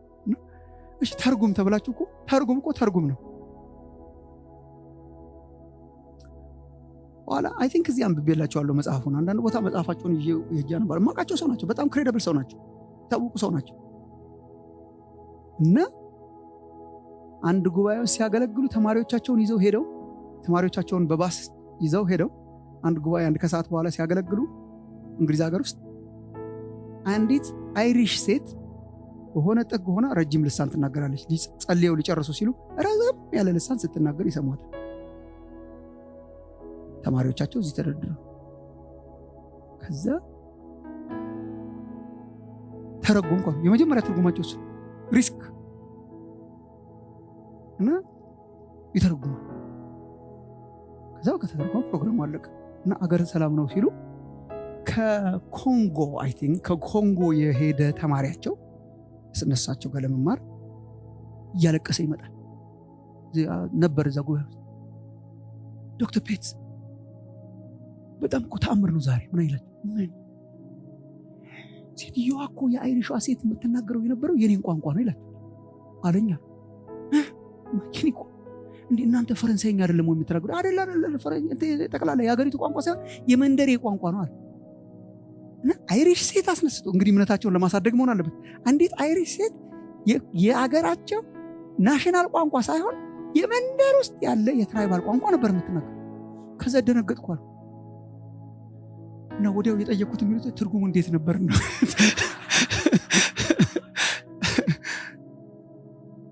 እና ወገኖች እግዚአብሔር እኮ አለ፣ በጣም እኮ ይሰራል። እና ልጁን ያስለቀሰው ነገር ከመናገሯ በላይ ያስለቀሰው ነገር አንድ እንግሊዛዊ የእሱን ቋንቋ ማስተርጎሙ በአኪዩሬትሊ ቃል በቃል ማስተርጎሙ። ቃል በቃል ነው የተረጎምከው ምንም ይላል። ከዛ በኋላ ነው እየተበረታታው መጣው የሚሉት ሰው። ይህችን እርምጃ ግን መሄድ ያስፈልጋል። አንዳንዶቻችሁ እኮ ልሳን እየተሰማችሁ አትናገሩት። የትንቢት መልእክት እየመጣ አትናገሩ። ለበሽተኛ እንድትጸልዩ እየተሰማችሁ እኮ አታረጉት። አንዳንድ ነገር እኮ እንድናደርግ እግዚአብሔር በልባችን ሲያስቀምጥ እሱ እኮ ነው። ይጠጣ ማለት እኮ እሱ ነው። ጸልይ መጨረስ ያነገር አንዳንድ ሰው ቅድም እንዳልኳችሁ ነው። ለምሳሌ ልሳን ከፈለገ ራሱ አፌን ከፍቶ ያርገዋ። አየ ዘ ሞደርን ማይንድ እኔ ማምናው በግድ አላቆ እንትን ካረገኝ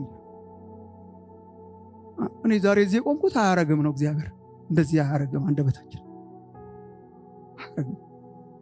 ይሰጣል፣ ልሳናትን ይሰጣል፣ ትንቢት ይሰጣል፣ ፈውስን ይሰጣል፣ ጥበብ መናገርን ይሰጣል፣ ልሳን መናገርን ይሰጣል፣ በልሳን የተነገረውን መተርጎም ይሰጣል፣ ተአምራት ማድረግን ይሰጣል፣ እምነትን ይሰጣል፣ ማስተማርን ይሰጣል። ማለት ይጸጋው በጣም ብዙ ናቸው፣ አይቆጠሬ ናቸው። እሱን ሲሰጥ የኛ ሮል ምንድነው? በእምነት ወንድሞች እናቶች። ለዚህ ነው እኔ የቤተክርስቲያን አባላት እንድትሆኑ በየቦታው የምመክረው። ቤተክርስቲያን አባል ስትሆን ሴፍ ኢንቫይሮንመንት አለ ማለት ነው። ብሳሳትም የሚጨክንብኝ ጉባኤ አይደለም ቲክቶክ ላይ እያወጣ አት ሳም ፖይንት ቤተሰብ ያስፈልገን። አሁን ቤተሰቤ ቤቴ ብሳሳት አውጥቶ የአደባባይ እንትን አያረገውም። አሁን እኮ በጣም ትልቁ ችግራችን አንዳንድ ሰዎች እንዳያድጉ እንቅፋት የሆነው ገና የሆነ ነገር ሲያደርጉ በአደባባይ ሆነ ነገር ነው። ሴፍ ኢንቫይሮንመንት በጣም ያስፈልገናል። በቤተሰባችን ለምን ነው ፕራክቲስ የማናደርገው? የዚች ቤተክርስቲያን አባላት ተሰብስበን ወንድሞችና እህቶች ነን። ቪዲዮ ካሜራ የለም። በጣም አንዱ ደግሞ ሰዎችን ሁሉ ሊሚት አድርጎ የያዘው ቪዲዮ ካሜራ ነው። ለመቀረጽ ነው የምንኖረው እና ላለመቀረጽ ነው የምንጠነቀቀው። የሆነ ነገር ሲመጣ you never know በሳሳት ነገ አደባባይ ይወጣል ማለት ነው። አጥፍተህ ነው ቪዲዮ ካሜራው ምናምን አርገን በእኛ መካከል ብንሳሳትም እንኳን የተሰማንን ልሳን የተሰማንን በውስጣችን እግዚአብሔር ያስቀመጠውን የትንቢት ቃል፣ የጥበብ ቃል፣ የእውቀት ቃል እሱ ሲሆን ነው ቤተክርስቲያን እየተቀጣጠለች መንፈስ ቅዱስ በጣም ያስፈልገናል። ፈሪዎችን ደፋር ያደረገው እሱ ነው። ደካሞችን ያበረታው እሱ ነው። ያልተማሩትን በምን አይነት የት ተምረው ነው ያስባለው መንፈስ ቅዱስ ነውና የሚመጡት ጊዜያት በቃ ሁላችን ወደ መንፈስ ቅዱስ የምንቀርብበት፣ የምንጠማበት፣ በፊቱ የምንሆንበት፣ እርሱን የምንፈልግበት እና ደግሞ በእምነት የምንለማመድበት ዘመን ያርግልን እግዚአብሔር።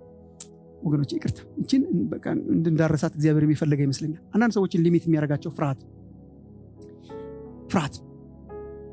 ምን አይነት ፍርሃት? የእግዚአብሔር ልጅ ሆኖ ይሄንን መፍራት እኔ በጣም ያስገርመኛል። ምን አይነት ፍርሃት አለባቸው? ውስጤ አንድ ነገር መጥቷል። እሺ ከጠላት ቢሆንስ የራሴስ ቢሆን ክፉ ነገርስ ቢሆን የሚጎዳኝ ነገርስ ቢሆን ምናምን ብለው ይጨነቃሉ። ኢየሱስ ስለ መንፈስ ቅዱስ ሲናገር ሉቃስ 11 ቅድም ያነበብኩላችሁ እንዲያው ከት ብሎ የሚስቅብን ነው የሚመስለኝ። እናንተ እንኳን ክፉዎች አባቶች ሆናችሁ ሳለ ይላል እንዴ እንቁላል ቢለምን ጊንጥ አትሰጥም፣ የሚጎዳ ነገር አትሰጥም። እንቁላል ከሌለ እንቁላል የለኝም ትላለህ፣ እንካ ጊንጥ አትሰጥም። አሳ ቢለምን እባብ አትሰጠው። ዳቦ ቢለምን አንስተ ድንጋይ አትሰጠው። እናንተ እንኳን ክፉዎች አባቶች ሆናችሁ ለልጆቻችሁ መልካምን ስጦታ መስጠት ካወቃችሁ ይልና የሰማይ አባቱማ እንዴ! ወገኖች የሰማይ አባት ጊንጥ አይሰጠንም፣ የሚጎዳ እባብ አይሰጠንም። የእውነት እንዴት አድርጎ ይሰጠናል? እግዚአብሔር የሚሰጠን ስጦታ መልካም ስጦታ ነው። እሱ መንፈስ ቅዱስ ይባላል። አቆያችሁ። በጣም እንጸልይና ጨርሰን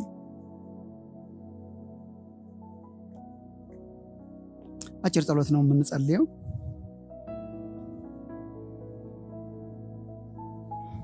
ሪፍሬሽ እንዲያረገን እንጸልይ። ትንሽ የቆየን ክርስቲያኖችም ካለን አይ ቲንክ በጣም ሪፍሬሸር በጣም ያስፈልገናል። ትንሽ ሪፍሬሽ እንዲያረገን መንፈስ ቅዱስ የእውነት ምን አለበት ቢያረገው ዛሬ እግዚአብሔር በአንዳንዶቻችሁ ህይወት ውስጥ ምን አለበት በእኔ ህይወት ውስጥ እንደገና እግዚአብሔር ቢያረጋው፣ በቃ ድምፁን ቢያሰማ፣ በእጆቹ ቢነካን። ወንድሜ በቃ እኔ በቃ እንደው በእግዚአብሔር ፊት በኮንፊደንስ እንድትቀርቡ እንደው አበረታታችኋለሁ። ማንም ነው ማንም ብቻ የሚያምን ብቻ ኢየሱስ ክርስቶስን የሚወድ ብቻ የተባረከ ብቻ